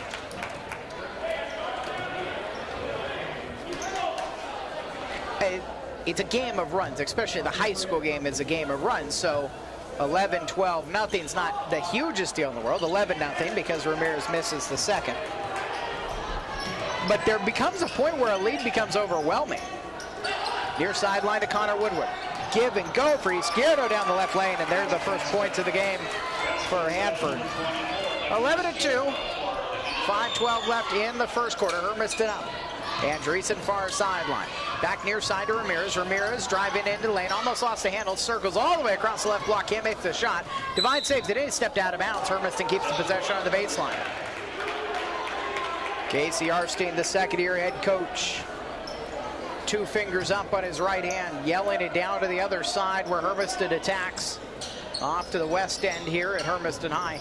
Around Ortiz. Left wing. Spots up a 3 swish. You get this kid hot early in the game, and it is lights out. 14-2, and a throwaway by Hanford 4:47 left in the first quarter. Hanford turnover. They'll make a change. Luke Sudi, 6'4" junior, will come into the game and give Devine a break. So bigger lineup now for Hanford. Small didn't work. We'll see if Big gets the job done. Now we've got a pause. Is there a problem with the scorer's book? Dana Reese coming down to talk to Paul Mayer. And the head coach at Hanford for over 2 decades. You know, you think it, Mayer and then Woodward, the head coach of the girls team, 17 years for him. They've got a lot of consistency in their coaching staffs in Hanford basketball. 14-2 Hermiston lead, 4:40 left in the first quarter. Andreessen far sideline, comes around a pick. Izquierdo cuts him off well. Ortiz back up top to Ramirez. Andreessen left side, he'll drive and flip over to the right wing for Ramirez. Ramirez drives in, bounces under the basket. Put back is taken away from Mendez, and back out to Ortiz up top. Ortiz stepped to his right, another 3 up. This one off and into the hands of Woodward for Hanford. Bulldogs by 12 with 4:12 left in the first quarter. And a travel of the ball. Connor Woodward turns it over just across the timeline. Yeah, he got caught that time midway through a pass and a dribble, and when he picked the ball up, he thought his player was going to bounce back out and had to go ahead and take that extra half step for the travel. 14-2, the Hermiston advantage, almost to the halfway point of the first quarter. Ortiz hands off to Andreessen, circling to his left, pulls up top of the key, leaves it for Wicks. Wicks now gives up near sideline to Ramirez. Ramirez one-on-one with Horner, kicks it out to Ortiz left side. Ortiz closed out by Sudi, spins into lane, hangs on the rim and off to Vandertop's hands. Still a 12-point lead for Hermiston, 3:42 left in the first quarter. Left wing open for Sudi, he'll drive baseline, turn around, faded away from 8, knocked down. Luke Sudi has cut the Hermiston lead down to 10. Bulldogs operating off to our right, and a foul as Andreessen was trying to drive in the motion offense. He was held. And it's Dan Izquierdo who picks up his first. 14 foul on Hanford. And Hermiston will make a couple of changes. Andrew Earl into the game. And Patrick Wicks into the game. Cole Smith will inbound on the baseline. So they just changed their starting lineup is what they did.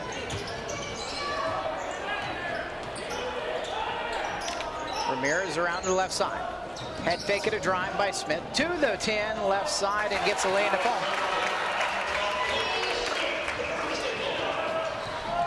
16-4. Woodward flips near sideline to Connor Milliken, who's come into the game. Milliken jump stop in the paint and gets the shooter's roll from 8. 16-6, still a 10-point lead for Hermiston. 2:48 left in the first quarter. Andrew Earl out on one wing, Andreessen on the other. Wicks and Smith round out the 5 for Hermiston. On the right side, Andreessen drives, and a hand check foul is called as he comes down onto the baseline. Connor Milliken called for the foul, his first. 15 foul on Hanford. Baseline inbound coming for Hermiston. Smith lobs it into the paint. Andreessen catches and flips it up and in with his right hand. Andreessen's first points have Hermiston down in front 18-6 with 2:22 left. Near sideline, ball tipped out of bounds, last off of Ramirez. And so Hanford will inbound right in front of Casey Arstein, the Hermiston head coach. Garrett Horner to put it in play. Bounces it to Blake Vandertop between the circles. Hand off, bobbled for a second for Woodward. Works over to his right side, comes back left, and to Milliken on the left wing. Guarded by Earl there. Milliken puts it on the floor. Spin around Earl, and he'll go to work too hard on the 8-footer. Ball poked away from Wicks and picked back up by Hanford. Woodward, pull-up 18-footer, knocked it down. Connor Woodward can shoot just about anywhere on the floor. He's kind of like Cesar Ortiz in that way. Left corner, open three for Wicks, front iron off, rebounded by Horner, and then he's fouled by Wicks in the backcourt. That's the first foul of the game on Hermiston. With a minute 45 of the clock in the first period, Bulldogs lead is 18-8. Cesar Ortiz is back to the scorer's table. He'll come in for Wicks. And for Hanford, David Agosny, a 5'11 junior, will come into the game for Horner.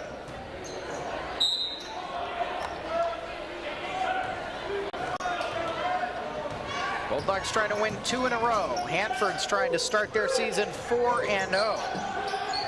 Sudi drives into the foul line, stuck and kicks it back up top to Gosney. Gosney over to the far side, Sudi again. Sudi will put it on the floor. Ball stolen away. Andrew Earl down the far sideline. Andrew Earl in a foot waste with Woodward. Woodward gets his hand on it, blocks it out of bounds. Hermiston has a baseline inbound coming. Earl looked at the official, thought maybe he put himself in a situation where he should be at the foul line. Baseline inbound into Earl, left wing, head fake, it'll drive. Find space to the 10, no short on the lay-in. Picked up by Gosney. Gosney and Woodward, a little confusion in the backcourt. Woodward brings it into the front court. Gives it up near sideline to Sudi. Sudi rifles up top to Milliken. Milliken down onto the baseline. Vandertop. Vandertop going to work against Earl. Vandertop down on the right baseline, and a foul called on Andrew Earl for good defense. It is. It's on Andrew Earl for good defense. Yeah, rewarded that way. Vandertop at the line. He will take a couple of free throw shots with 58.9 seconds left in the first quarter. To get it back to single digits, he will, with the first one going. These are the first foul shots of the game for Hanford. They've trailed by as many as 12.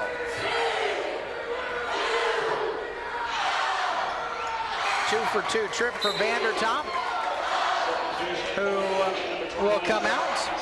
And Jared Robinson, the 6'3 senior, will come in for Hanford.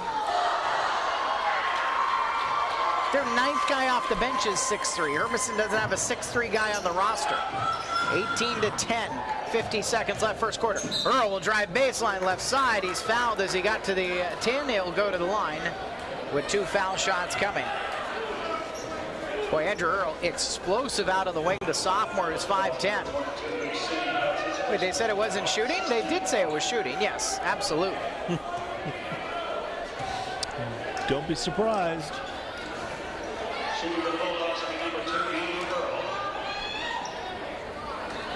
Andrew Earl, part of that state championship football team, didn't see a ton of time at the varsity level this year, but he was the man when we're putting scout teams together.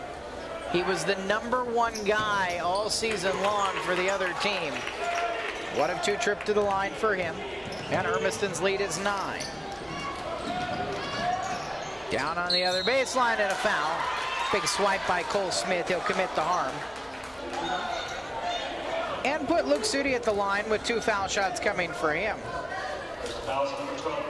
42 seconds left in this first quarter. 19-10 is the scoreline. Sudi, 6'4 junior. Righty shooter is up and good with his first, and now Hanford's 3 for 3 from the charity stripe.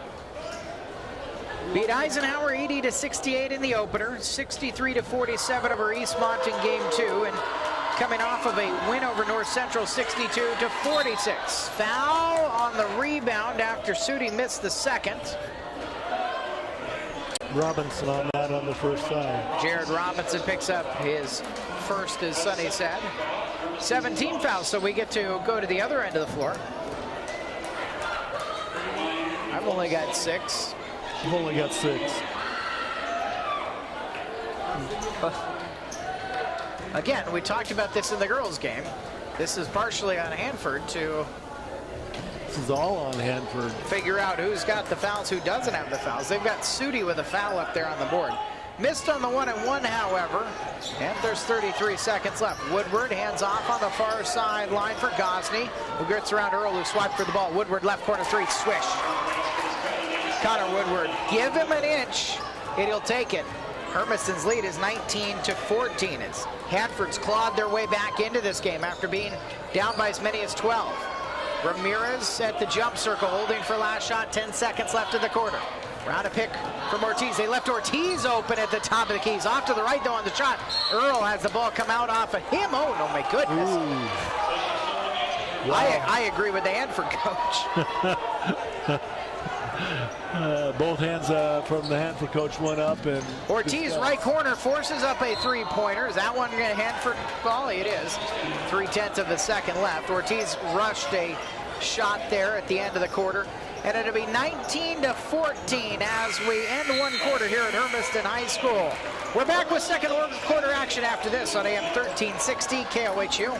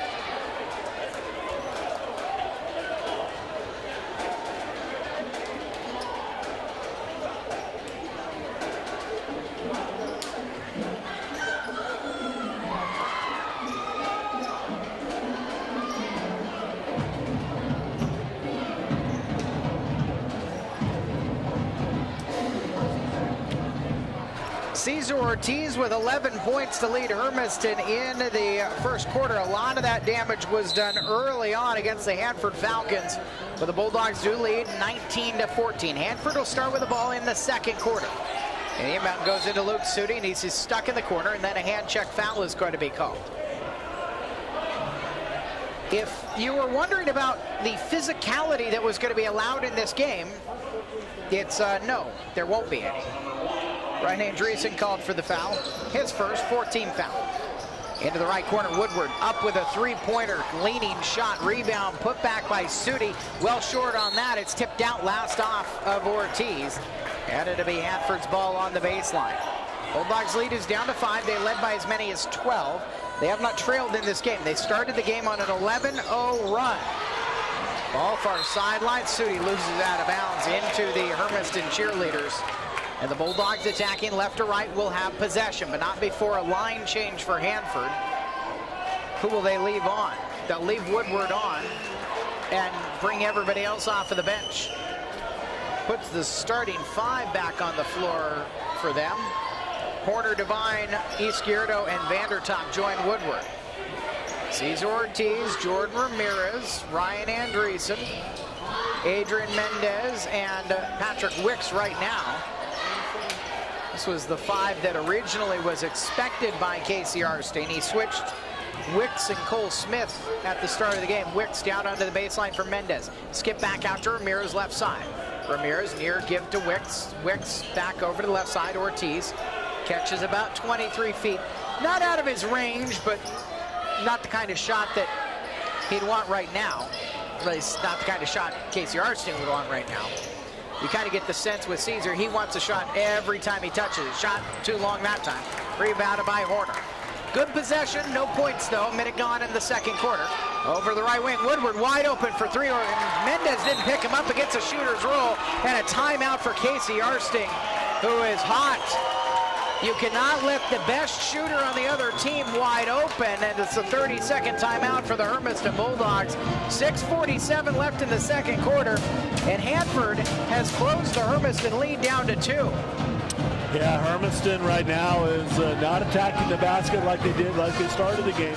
The one thing Hanford did, you know, when they first started this game and then they were a little bit smaller, they went in with some height. slowed Hermiston's ability to go ahead and go to the basket and take control in there, and absolutely took control of the boards. Hermiston was relying upon scoring from outside and went a little bit cold after Ortiz hit, was it 4 of his first 6 shots. Far sideline there sees Ortiz. He's got 11 points, still leading scorer. Shot off. Mendez battling for the rebound. It's poked out of his hands by Vandertop, and they'll give the ball to Hanford. 19-17 Hermiston's lead, but Hanford could tie it with this possession. They've trailed the entire game. 6:28 left in the first half. Bounce to Izquierdo. Izquierdo, right elbow extended. Vandertop knocks it down and ties the game. 19-all with 6:16 left in the second quarter. And we have our first tie. Inside Andreessen, left elbow against the Hanford zone. Flips it back out to Ortiz. 2-3 look right now for the Falcons. Over to Ramirez right side. Down on the baseline. Mendez leaves it to Andreessen in the paint. Kicks it back out. Ortiz tries another 3. Knocked it down. It feels like you're playing with fire if you're going to sit in that zone. Ortiz eventually will get an open shot out of it. And Hermiston's back in front, 22-19. Down on the baseline. Double team comes immediately to Izquierdo. Kicks right corner. Woodward 3. Front iron off. Is this game going to be a 3-point contest between Woodward and Ortiz with a little bit of basketball in between? 5:30 left in the second quarter. Wicks up top, near sideline, gives to Ortiz. How about another 3? Knocks it down. Timeout, Palmer. 25-19. This one's a full timeout. The Ortiz-Woodward show continues after this 1-minute break on KOHU.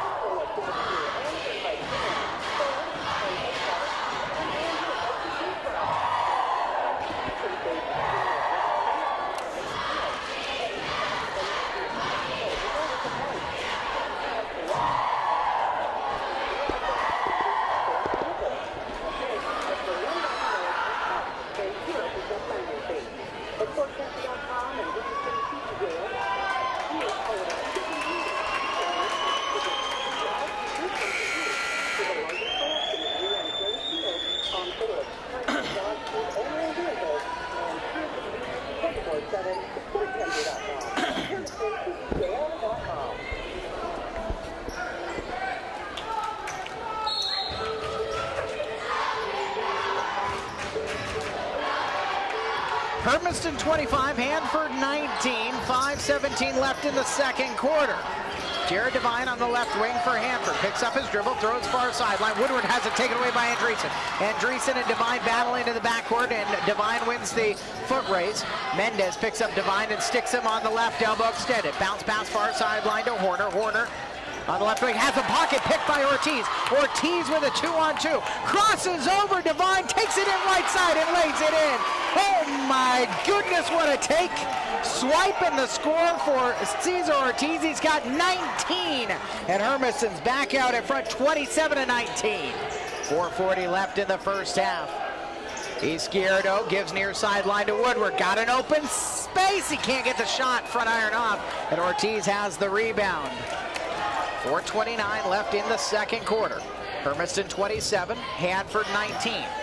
Hanford had come all the way back from 12 down to tie this thing at 19 apiece, but Hermiston's now on an 8-point run and a hand check foul on Dan Izquierdo. Guarding Andreessen. It's the 18th foul on Hanford, so Ryan Andreessen's going to go to the foul line, shoot the 1-and-1. Hermiston's 5 of 8 from the charity stripe at this point in the game. Luke Sudi will come back in for Devine. Andreessen, the 6'2 junior, saw bits of time a year ago. He's in some ways in that Cody Moss role this year. A year ago, Cody was program 6'3", and that made him the tallest guy on the roster, so he ended up playing 5 quite a bit. But he's really a wing player, and Ryan Andreessen is really a wing player as well. Second foul shot doesn't go because of a lane violation, and it missed anyway. 28-19 Hermiston, almost to the halfway point of the second quarter. Corner between the circles, guarded by Ramirez and the Hermiston man-to-man. Far sideline Woodward gets around Andreessen, down on the baseline, 12-footers too hard, rebounded by Ortiz. Up to the far sideline, Ramirez. Ramirez flies into the front court. Ramirez puts his shoulder down, offensive foul, as he ran right over top of Connor Woodward, who did well to position himself there to draw the charge. Yeah, that looked like a running back trying to go for a first down, and got the shoulder down, and I tell you what, he's quick enough that he doesn't need to try and go straight out. He could have made one little juke there and made the basket. 3:50 left in the second quarter, 28-19 Hermiston. On the near sideline, Sudi holding, double dribbled, but they didn't call it. Back out top to Horner between the circles. Horner, Ramirez goes for the steal, gets it. Mendez up court to Ramirez. Ramirez with 2 defenders hanging on him, flips it up. It's poked out of bounds on the miss by Wicks, and Hanford will have the possession. Ramirez made a good defensive play to knock it out, but could not finish in traffic on the other end. 3.5 minutes left in the first half. 28-19 stays the scoreline. Woodward around the pick over to the right side, into the hands of Sudi. Sudi looking down inside, now he'll put it on the floor, drive against Wicks, leave it out to Vandertop. Vandertop drives baseline, all the way to the basket, and he stepped out of bounds. Yeah, I wondered how close he was going to allow him to get. Eric, I'm telling you, they're really letting this thing starting to get a little bit more physical now. Good. Yeah. That was a ridiculous start to the game. Every time somebody breathed on somebody else, we called something. Well, it's basketball. It's not a non-contact sport. Ramirez driving right side, kicks into the left corner for Andrew Earl, who just got into the game. He walked, then he drove in to a 15-footer and knocked it down. He did walk. For my one Hanford fan listening, 30-19, just, to make sure everybody thinks I'm impartial.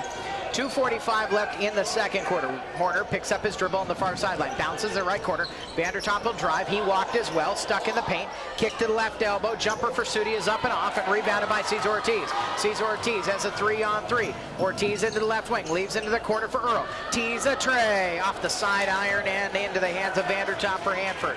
30-19 Hermiston. Bulldogs right now on a 11-0 run, and we've got a timeout given to Hermiston. 30-second variety will be the second 30-second timeout taken by Hermiston. 2:20 left in the first half. The timeout to keep possession for the Bulldogs. But they're on an 11-0 run right now. Started the game on an 11-0 run. And in between, Hanford tied it at 19 apiece at one point. It's 30-19 right now. Yeah, that time there, I tell you, Hermiston showed their speed. So did Hanford, but Hermiston got a little play with a little bit of a cross body block by Andrew Earl coming down to try and knock that one away. But, if they're going to allow this game to go this way, Hermiston, these are two pretty well evenly matched teams as far as quickness goes. Good-looking bunch of juniors on Hanford's side, and, the senior team of Hermiston out here. Well, not many seniors for Hermiston, if we're being frank. True. Into the lane, catch there by Cole Smith. Cole Smith kicks left corner, and Andreessen switches a 3. Or they call it a long 2 down in the corner. They called it a long 2. Andreessen's got 5. 32-19, now the Hermiston's biggest lead of the game. Far sideline, out of bounds. Smith stole it away, and then he slid into the cheerleaders. Far sideline, Sudi will inbound. And Sudi trying to get in against Smith, gets it in, flip to Milliken. Milliken between the circles up top. Waiting for Woodward to come around to take a handoff from him. Woodward has it down the right lane. Slows up, step back, 18-footer is short, rebounded by Ramirez. Ramirez will fly up court. Had trouble with the handle, gives it up to Smith. Right corner, Andreessen. Trey this side, shooter's roll. 8 points for Andreessen, 6 in the quarter, and it's 35-19. Hanford's 3-0 start to the season is seeing an ugly start to this game at Hermiston. Into the lane, and a foul before the shot was up. will stop everything and give Hanford a baseline inbound. Bulldog foul on Andrew Earl, his second. 16 fouls, so both teams will be in the bonus on the next Hermiston foul. 1:17 left in the second quarter, 35-19 the scoreline. On the baseline, Sudi to inbound, and we've got a hold off of the ball, and Andreessen holding Woodward. And Andreessen will pick up his second 17th foul. So Connor Woodward is going to be at the line with the 1-and-1 opportunity. And unfortunately, that's what you didn't want to do just yet. You wanted to force them to go ahead and have to, at least make a basketball play on there to get to the free throw line. Woodward, the son of Evan Woodward, the 17-year head coach of the Hanford girls team. Woodward's a junior. I can speculate essentially his life has been completely with the Hanford Falcons. If his dad's a 17th year head coach, the chemistry teacher at Hanford, he has grown up in the Hanford gym. It's probably why he's such a good shooter. He's got 10 after making both those foul shots. Ends the Hermiston run at 15-0. 35-21 Hermiston. Ball out of bounds off of Ortiz. Minute 7 left in the second quarter. 35-21 is the scoreline right now. Yeah, if you're going to run through that key like that, Ortiz needed to have is at least be looking for the basketball, because Hermiston's still trying to push the ball to the hoop. That time there just got through Ortiz's hands right off the forehead. Minute left in the first half. Inside to Vandertop. Vandertop working against Earl. Pull up 12-footer. He knocks it in over top of everybody. Vandertop's got 6, and it's 35-23. Final 45 seconds of the first half. Earl up top, jumps up at the lane, and he'll be called for a travel. Walking his way into that shot. So Hanford's got 44 seconds left. Up in their home gym, there's a shot clock. Here, there are shot clocks, but they are not on. Not for a year from now when these teams play each other. Next, it'll be in Mid-Columbia Conference play when Hermiston joins the WIAA next year. Down on the baseline, Sudi will move it back up top, flipping to Gosney. Gosney hesitates around a pick, left wing three is arced up and in. Wow. High arcing shot from Gosney to make it 35-26. Hanford's on a little 7-0 run of their own to close the quarter. Ramirez coming over to his right, wanting to set up a high pick, 10 seconds left. Ramirez right over to the right side to Ortiz. Ortiz spins around in the lane, traffic, and he's pulled. A foul is going to be called. Palmer and Dana Reese are discussing whether that was a foul on Connor Milliken or whether that was a foul on Cesar Ortiz for hooking the defender. They will make a change. Garrett Horner will come in before Ortiz gets to shoot 1-and-1 at the line. Yeah, I think Ortiz got away with one there. That was a pretty good little hook and roll. 9th foul on Hanford either way.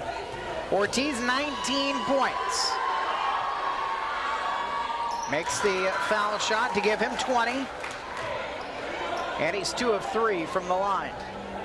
He has this ability to explode, especially when he gets open looks. 4 3-pointers made already in this game. Cannot get the second to go. 3 seconds left. Up court to the left side. Gosney at the buzzer. Cannot bank it in, and it'll bring us to halftime. 36-26 at the half. When we come back to the Old West Federal Credit Union broadcast booth here, we'll have your halftime show brought to you by Tom Denchel Ford Country and the head coach of the Hermiston girls, Juan Rodriguez, when we're back in 2 minutes on AM 1360 KOHU.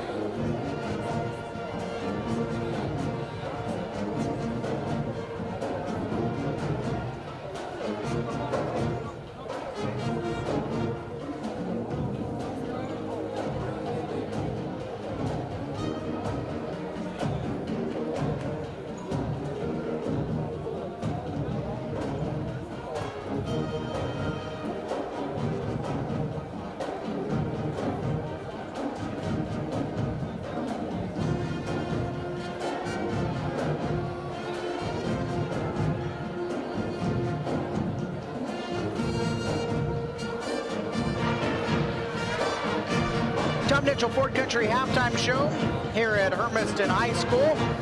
At the half of the boys game, 36-26, a game defined by its runs by both teams. Hanford closes the half on a 7-1 run to get back to within 10. This thing has been back and forth seesaw type battle.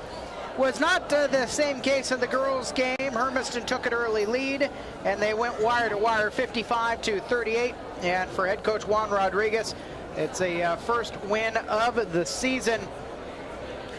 How important was the quick start? 14-3 there in the first quarter, just to get out and kind of start to get the monkey off your back. It was all about confidence. You know, we talked about it in the locker room, and I talked about having a good first quarter because we didn't on Saturday, and having a good first quarter with good intensity, pushing the tempo, and getting easy baskets in transition really helped the girls settle in. And once that happened, you know, you saw that we started to shoot the ball well, but it all started with coming out with good up-tempo, good defensive pressure. We've had this conversation a few times now since the opener at Walla Walla about needing to be more aggressive. There's a difference between aggressive and reckless. Did you get the aggressive you wanted tonight? Yeah, for the most part, I thought our girls did a good job of going downhill on our dribble drive offense and getting into the lane and forcing outside. And when we can do that, you know, we got good standstill shooters like Hannah and Maddie and Reagan coming in, and they do a good job of setting up shots. But our big focus yesterday at practice and today was getting into the key offensively, going downhill and going not necessarily east and west in our dribble drive, but more north and south. In the pregame, I asked you for an X-Factor player. You picked Hannah. She hit 3 3-pointers tonight. Was that the game you need from her every night, more or less? Yeah, I tell her, you know, she needs to shoot the ball about 10 times a game, and if she makes 3, we're going to be pretty successful. And we talked about in pregame, you know, if we hit 3 to 4 threes, we were going to win. I think we hit 7, and it's big. It's big from Hannah to come in after not playing this weekend, and she did a good job. But that kind of just got everybody going. Once she hit some threes, Jazz got in hitting some threes, Reagan did, Maddie did, and so it really helps us in freeing up some of our dribble drive stuff. Like the boys, you've had to play quite a bit here early in the season. Did you go into the game knowing that you wanted to get more bench minutes in tonight? Yeah, I think especially early in games and early in the season, I want to see what I have. And I haven't been able to do that on Friday, Saturday, and Tuesday just because of the nature of the games. But I want to give those girls opportunities to show me what they can do. And once they do that, and then as we get deeper into the season, then, you know, minutes will start to go away. But I wanted to see those girls run, and they give me some pretty good minutes tonight. When you look at the bench minutes, and I'm going to take Sydney Stephanie out because she's kind of like the sixth man. That'll be the award she wins at the end of the year that doesn't exist. But with the rest of the bench, who did you think stood out to you tonight? You got good minutes for Melissa Green. Reagan Myers contributed tonight, and you got a little bit of Paige Balzinski as well. They just came in and played defense, and that's the biggest thing that I ask from those girls coming off the bench. Come in and defend, keep the same tempo and intensity as the starters, and if you're open, hit an open shot. Don't force anything, and I thought they did a good job of that. Alyssa came in and gave us really good minutes defensively. She was always in the right spots. You know, she works her tail off, and she hit a 3, which is a bonus. I don't ask them to score, and Reagan did a lot of the same stuff. Going forward, that's what we need. You know, we got scorers, Jazz, Maddie, Jewel, Jordan, they'll score, Hannah will score. We need people that can come in and be a positive for us on the plus minus. Any early thoughts? Chiawana come in here on Friday. They're good, man. They're gonna be a tough team. They run dribble drive just like we do, but I would say they run it a little bit more efficiently. They got great shooters all the way around. They're not a big team, but they do everything that we want to do pretty well. They'll get up and up tempo, and so we got to be ready to defend for 32 minutes, you know, and see what we do. It's one of those things where coming off a big win tonight, you know, you you go back there and go, hey, celebrate for a while. We got some work to do tomorrow and Thursday for a good Chiawana team. Right, let you get out on this. For one thought from the boys' game you've watched this first half? It's the first time I've seen the boys play, and you know, the big thing about our boys program is they're always going to work hard. You know, defensively they're going to give their effort, and they got to knock down shots, which they did there at the end. So let's hope they can keep this up and get another W for us tonight. Since almost everybody on the floor is a junior, you got to imagine they won't leave Cesar Ortiz as open next year as they have here in the first half tonight. He's got 20, and the Bulldogs are out in front 36-26. Juan Rodriguez, the girls' coach, they come away as we look through the Dance West Coast Auto Glass scoreboard with a 55-38 victory. Their JV team were 42-30 winners. The JV boys lost 56-33. We'll come back with first half statistics. It'd be impressive if it was second half stats. First half stats, second half tip-off coming up after these 2 minutes on the Tom Mitchell Ford Country Halftime Show.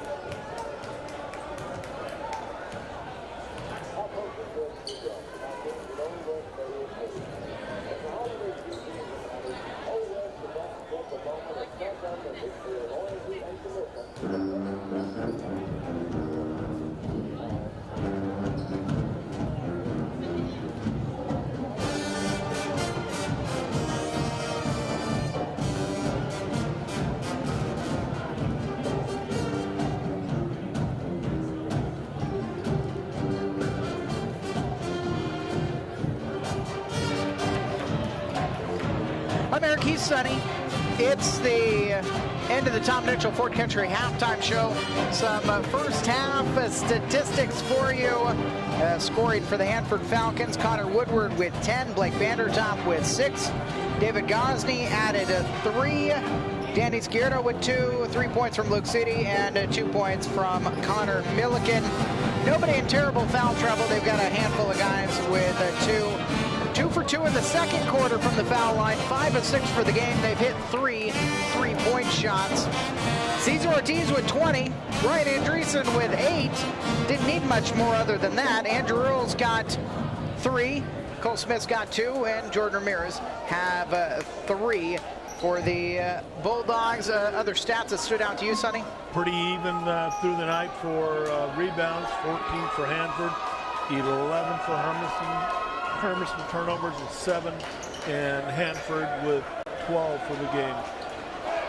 A big difference in this one is Hermiston is 5 times from outside the arc. 4 of those have been Cesar Ortiz, and they will start with the ball attacking right to left here in the third quarter, leading by 10, 36-26. A bad pass by Andreessen, stolen away by Blake Vandertop, and Hanford will have the possession. Connor Woodward, pull up 3 right wing, knocks it in. He is still dangerous. His third 3-pointer of the game, he's got 13. Jordan Ramirez kicks over to the right side for Wicks. Wicks will drive in, off the glass and good from 8 feet away. Patrick Wicks' first points of the game. did not start in this game. Instead, it was Cole Smith. Up to Vandertop, right elbow, back out to Jared Devine. Devine stuck on the baseline, back out to Horner. Horner poked away by Ramirez. Horner get it back. Horner at the top of the key, spins around, bounces it back out to Devine. Garrett Horner, Jared Devine, Connor Woodward, Danny Scirdo, and Blake Vandertop. And we're coming the other direction, a carry of the ball by Hanford. Not quite a minute into the second half, and Hermiston's lead is 38-29. Cesar Ortiz hands off to Patrick Wicks on the far sideline. Around an Adrian Mendez screen. Ryan Andreessen and Jordan Ramirez round out the 5. Ramirez has it in the right corner. Ramirez hesitates, dumps it under the basket for Mendez, who lays it in. First points of the game for him. And Hermiston's lead is 40-29 with 6:43 left in the third quarter.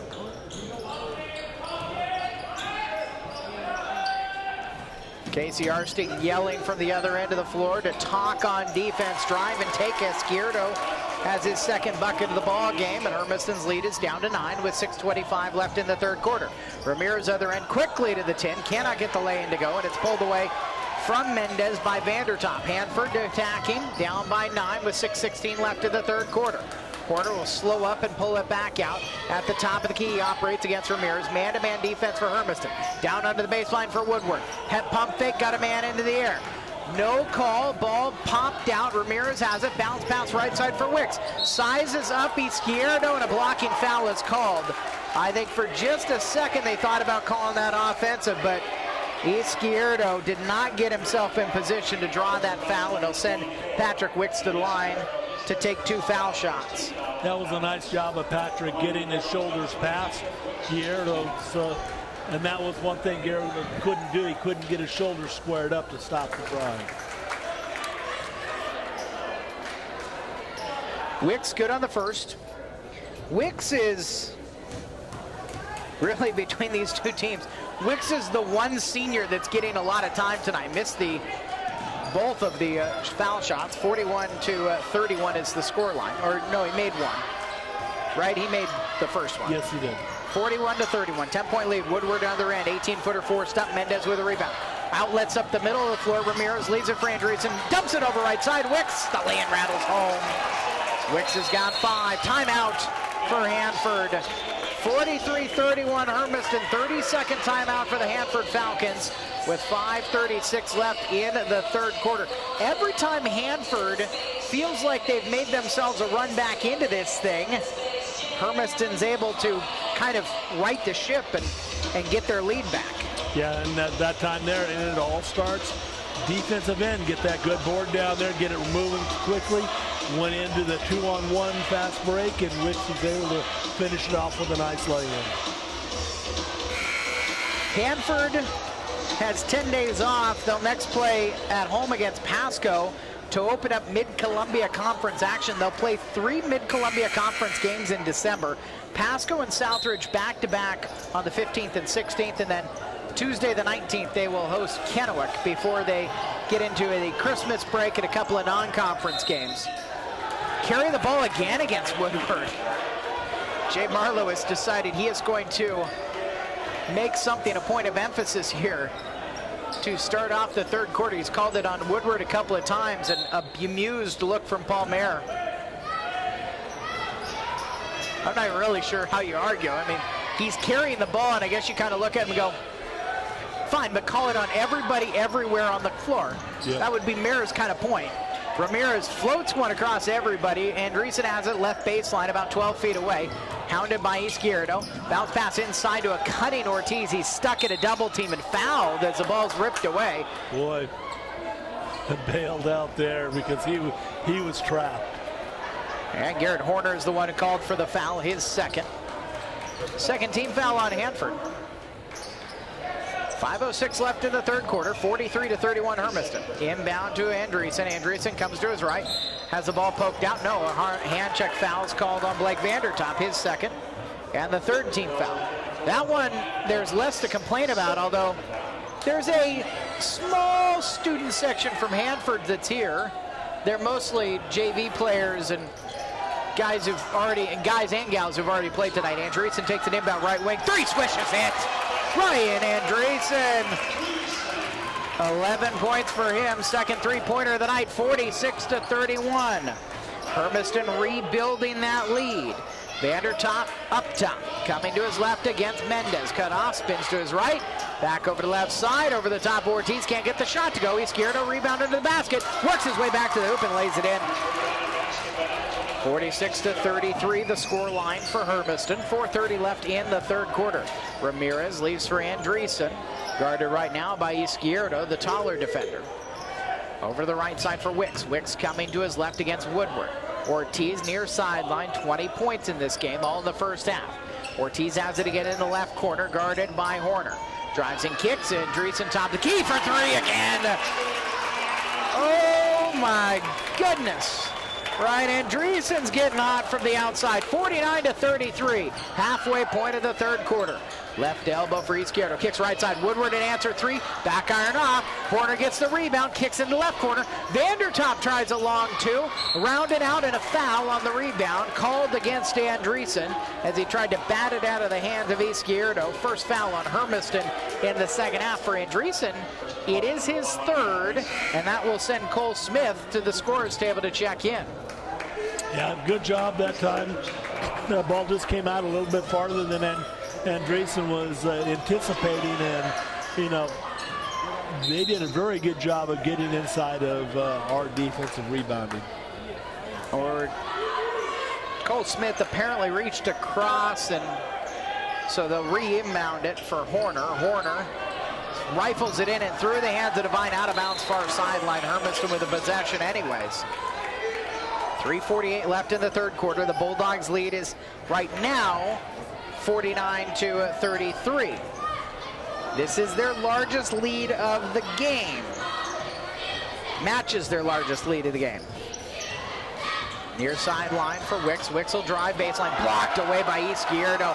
Out to Woodward on the near sideline. Down the near side court, he'll run. Pull up his dribble in the right wing. Horner kicks over left side for Vandertop. Drive it against Mendez. Into the paint. Layup will not go. Rebound put back for Vandertop. That one will go +1. Cole Smith got Vandertop, and right now Blake Vandertop has got the most energy, and it's not even a contest for the guys down there on the floor in purple. No, it's not. You know, they came out there trying to get their energy levels going, and so that they can get it. Well, I tell you, when they're running and they're playing well, this is a pretty tough team that's on the court. Vandertop hits the foul shot. He's got 9 now. 49-36. Ramirez to Wicks to Ortiz left wing. Up top to Smith. And around the perimeter they go. Down under the basket. Mendez spins to his right and lays it in. Great look and drop for Mendez, who's got 4 points in this quarter.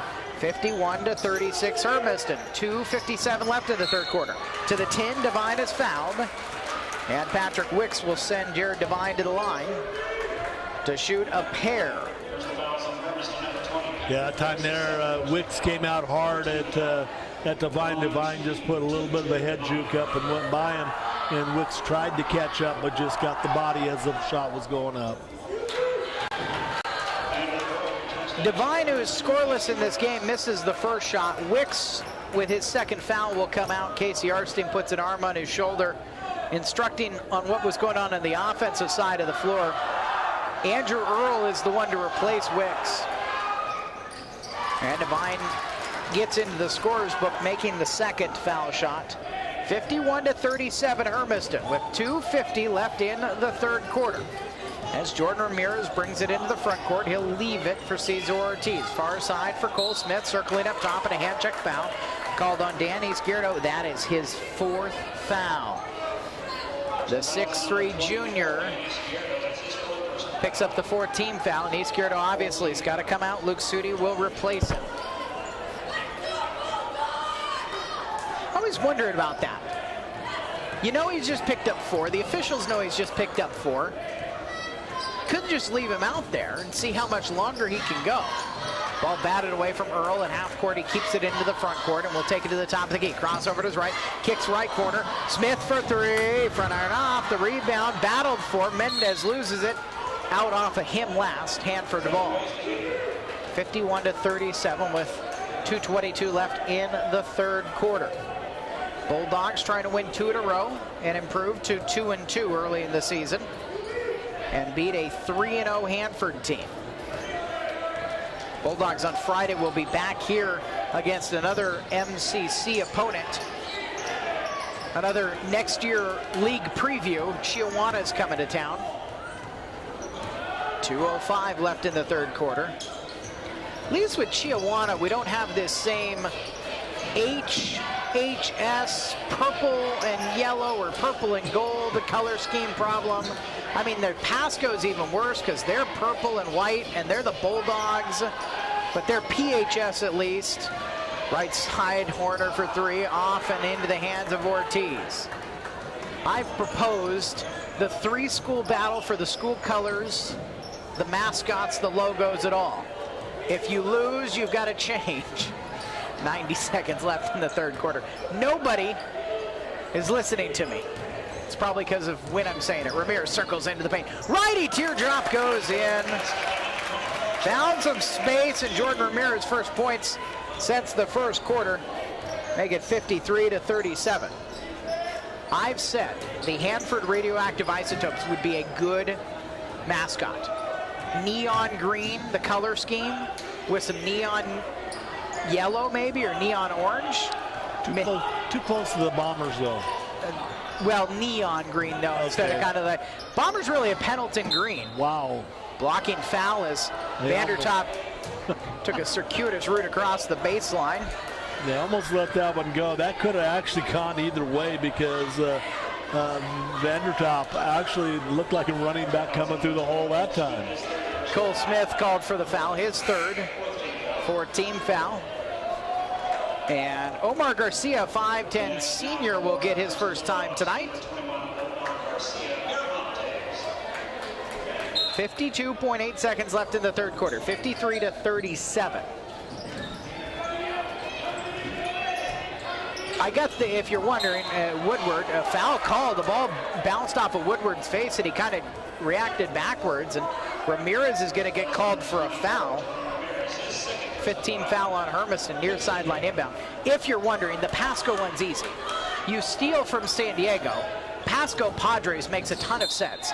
Yep. Ball knocked out of bounds off of Garcia last, so now an inbound in front of the Hanford bench. And you ask, what does Hermiston do if they lose this fake battle I've created? Well, obviously we've got some options. The Spuds, the Heat. I like Wheattown, the Melons. Ball knocked out of bounds, a foul on the inbound. Oh, and the foul's going to be called against Sudi under the basket, his second. Yeah, that was kind of not hard to pick up because when the ball went up, Sudi just kept walking up underneath, Jordan Ramirez, or actually up underneath Garcia, and when Garcia was going, and that was kind of not a hard foul to pick up that time. 5 on each team, 47 seconds left in the third quarter, 53-37 is the scoreline. I'm done with the little mascot thing now. Wicks has it up top.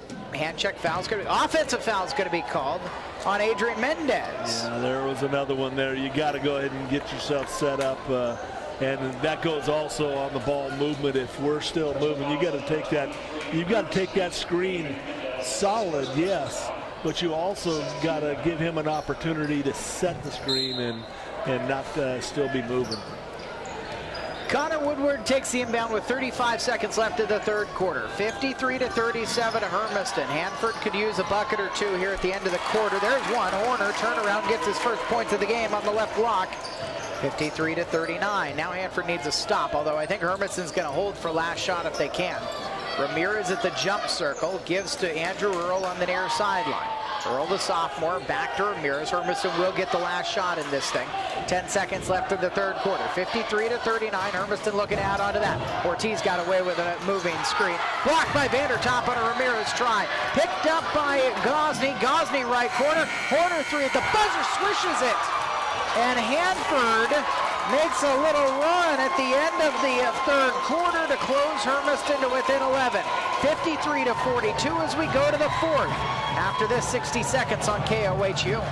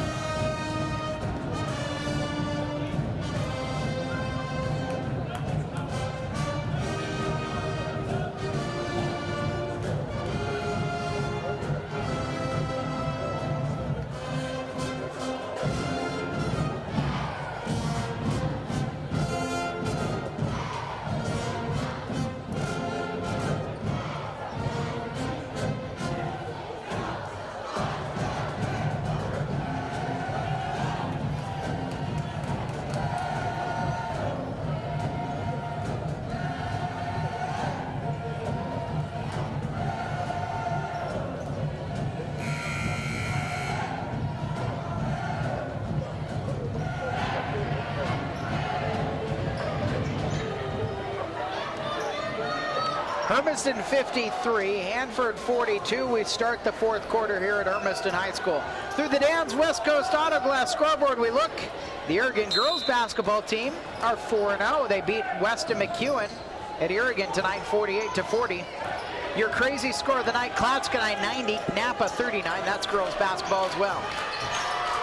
Woodward, pull up, elbow extended from the left side, around and out, rebounded by Andreessen, and a jump ball. It'll be Hermiston's possession. He was kind of wrapped up around the arms the first time he spun around, and the second time he spun around was when they trapped the basketball, you know, the two of them. So good job by Andreessen. Ryan Andreessen, Jordan Ramirez, Adrian Mendez, Patrick Wicks, and Cesar Ortiz. Ortiz held scoreless in the third quarter. Comes around a pick. Milliken is on him right now. Ortiz, top of the key. He'll hesitate and drive, and is fouled on his way in. Ball slapped away. I don't believe it was Milliken who got him. Well, Milliken's going to be given the foul, though.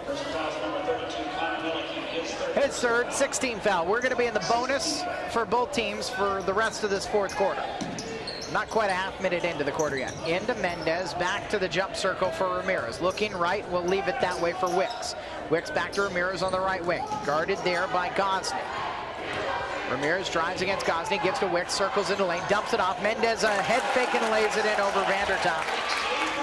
Adrian Mendez has 6, and it's 55-42 Hermiston to start the fourth quarter. 50 seconds into the period. Vandertop on the far wing. Around a pick from Milliken. Vandertop drive it against Ortiz under the basket. Will try the reverse, and he stepped out of bounds. I think that's the second time tonight that Blake Vandertop has dribbled out of bounds trying to go baseline.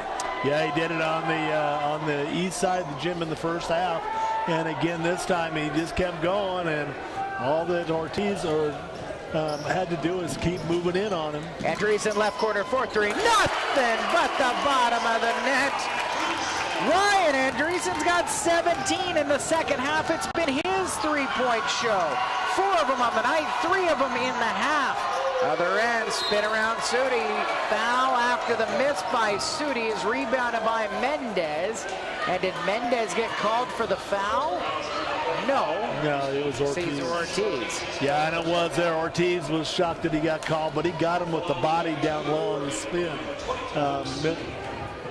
Sudi might have got away with a little bit on the spin, but he did a good job of the strength control of not going over the top of them.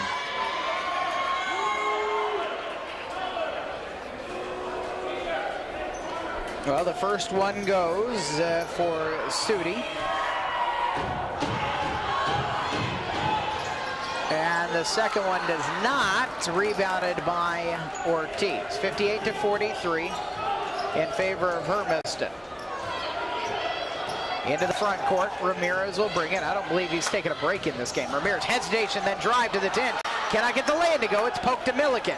Vandertop over to the far sideline to Woodward. Woodward's got 13. He's the one who can still heat up. Pucked out of bounds by Ramirez last. And Garrett Horner will come back into the game for Hanford. So they'll go smaller with Vandertop coming off. Cole Smith to the scorer's table. He's going to check in for Mendez. 6:16 left in the fourth quarter. 58-43. Hermiston trying to win their home opener, hosting Hanford. Down to Woodward, turnaround, blocked away by Andreessen, picked up by Wicks. Wicks coming the other direction, up court to Smith. Smith down on the left baseline, picks up his dribble, back up top to Ramirez. Ramirez coming down left lane, leaves it for Andreessen. Andreessen circles to his right, all the way to 10, righty scoop shot, lays it in. Ryan Andreessen, he got Milliken stepping out on him because he's hit so many three-point shots. Time out for Hanford. Hermiston's lead is 60-43 with 5:51 left in the fourth. We're back at 60 on AM 1360 KOHU.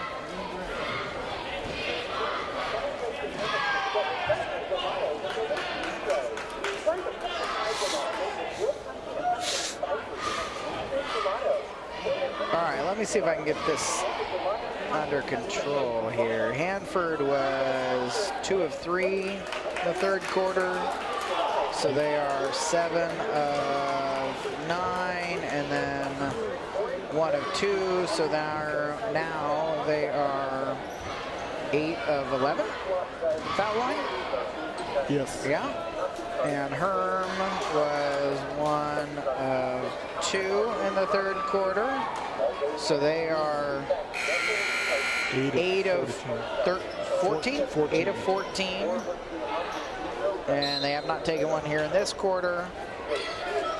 3-point shots is at 6 for Herm, and Hanford is at 5. 8 for Hermiston. 3-pointers. 60-43, Hanford with the ball, right wing, 3 for Gosney, back iron off, long rebound, Gosney gets it top of the key, drives down left lane, floats one up and just kind of threw it up with the hoop and it goes in. Gosney's got 5, Hermiston's lead is 15. 60-45, 5:20 left, right side, 3-pointer for Wicks around and out. Rebounded by Milliken. Milliken gives to Horner, Horner up court. Andreessen is guarding Woodward. He's the shooter. Woodward catches right wing. Comes around a pick. Left side shot is up and in. Over the top of Smith. So it was that pick. And then the pop goes up for Woodward. He's got 16. He has 4 of the 6 3-point shots hit by Hanford tonight. 4:50 left in the fourth quarter. 60-47. Ramirez onto the right wing for Ortiz. Ortiz, 21st half points. He has been held scoreless in the second half. Left corner for Smith. He'll drive and then kick. Lob back up top. Around the right corner. There's an Ortiz 3. Right corner swish. Give him an inch. He'll take it. That's his first shot of the second half, Eric. He's got 5 3-pointers. Andreessen's got 4 more. Leave for Sudi, right side, easy lay-in. Hermiston not back on defense. And so Hanford's able to come back down the floor and get a quick score. Their deficit right now is 63-49 with 4:10 left in the fourth quarter. Jordan Ramirez up top with Horner on it. Gives it to Cole Smith near sideline. Lobbed across to Wicks on the right wing. Into the right elbow. Jumper turnaround. Knocked down by Andreessen. 21 points for Andreessen. He's got 13 in the second half. 65-49 Hermiston. Gosney around to the left side. Woodward around to another pick. Right wing 3, and he hits one as well. Timeout to Casey Arstein. 65-52 with 3:39 left in the fourth quarter. It's a full. We'll take 60 on 1360 KOHU. Actually, that was a tough.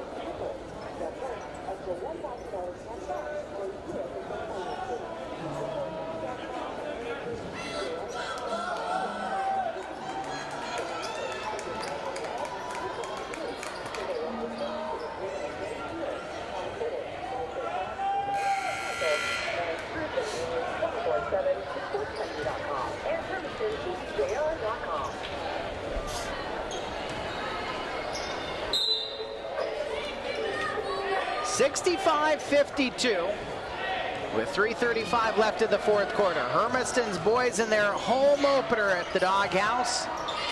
They've led almost this entire game. We were tied at 19 once. Hermiston has led the rest of the way.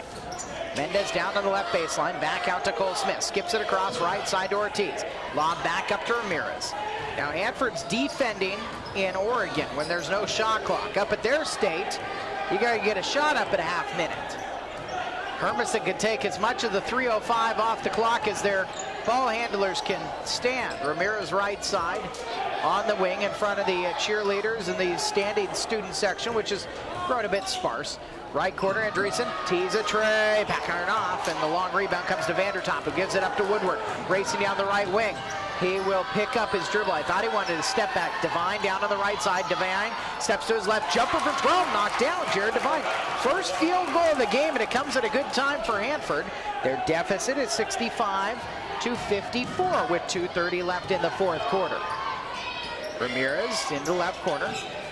Smith back out top to Andreessen. Andreessen top of the key. Gives to Ramirez out on the right wing.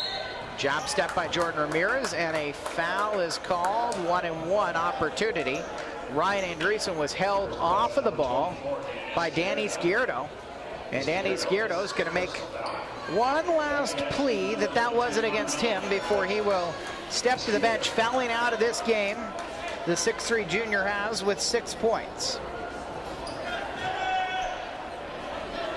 65-54. Hermiston's got to hit foul shots down the stretch. They're 8 of 14 from the stripe. And the first one is good for Andreessen.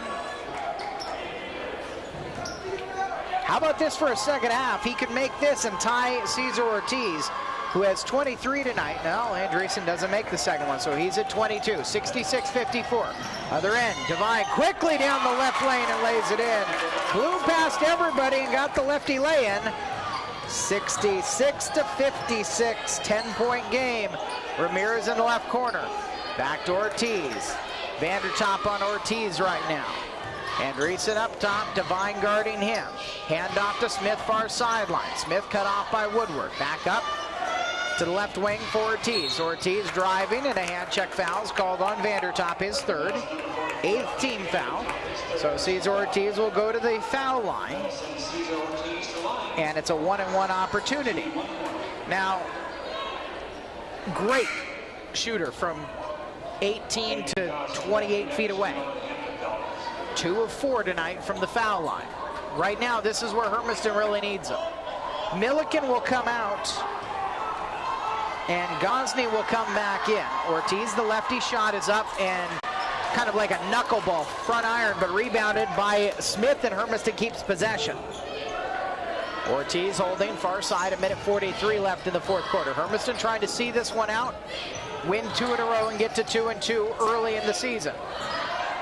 Ramirez throws into the right corner, nobody's there.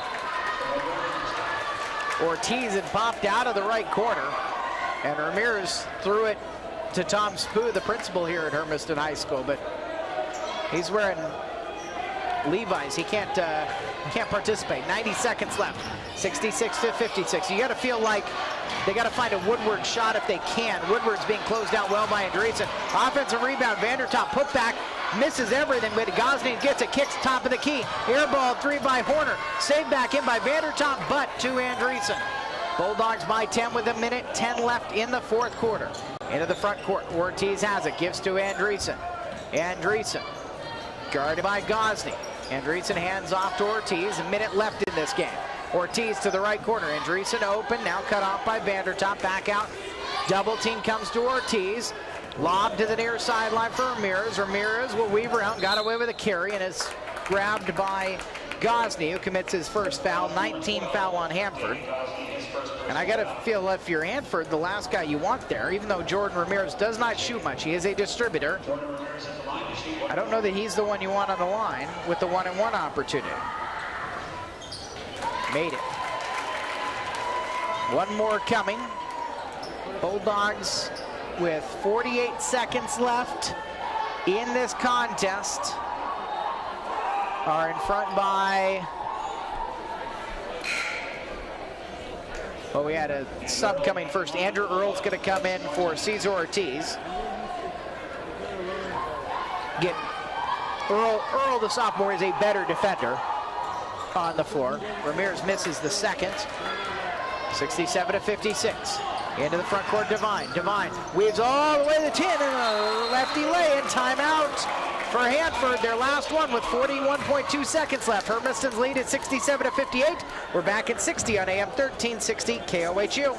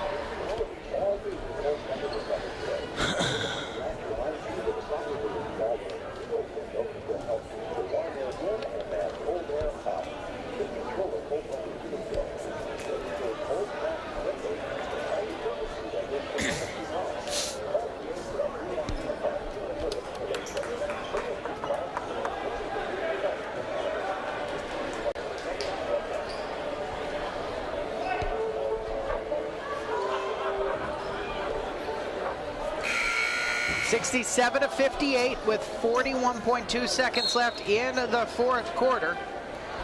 Cole Smith, the inbound, lobs it up court. Andreessen catches past Devine. Andreessen to the 10 with the righty lay-in.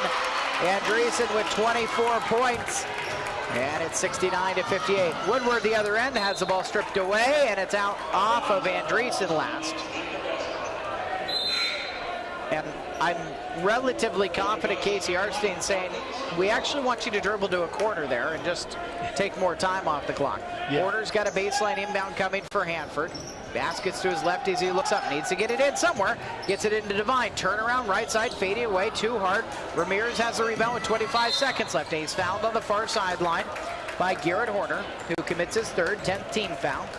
And so Ramirez, who is tonight 4 of 6 from the foul line, will get 2 more shots coming.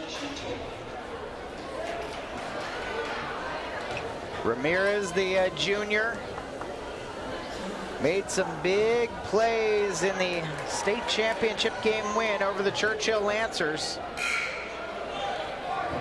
Got a football player over there on the bench who's not quite back yet, although he was lobbying tonight to get himself cleared and in. Andrew James at some point will be back out there. Be a third year, presumably as a starter for the Hermiston boys basketball team. Boy, Ramirez short on both. In the left corner for Devine. He'll try a lefty 2, long 2. Devine knocks it down. He's got 9. Final 12 seconds. Earl, 5-second count is on. He gets it in to Nathan Wheeler, and then a foul is called.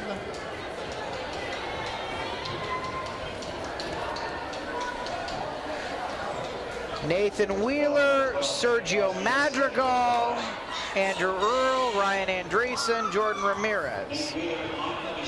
I don't know that Andreessen or Ramirez have come off the floor tonight. I don't think they have. I know for sure that Ramirez hasn't. I don't. Wheeler can't get the foul shot to go.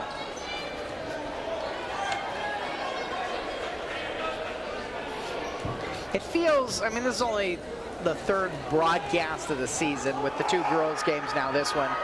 Maybe a little bit early to get too perturbed over the ridiculousness that is fourth quarter foul shooting. 1, 2 of 4, 8, 9. 2 of 9. Woodward at the buzzer, airballs a 3. Ramirez rebounds it. And the Bulldogs are winners, 69-60 the final score. They hold off the Hanford Falcons tonight, and they pick up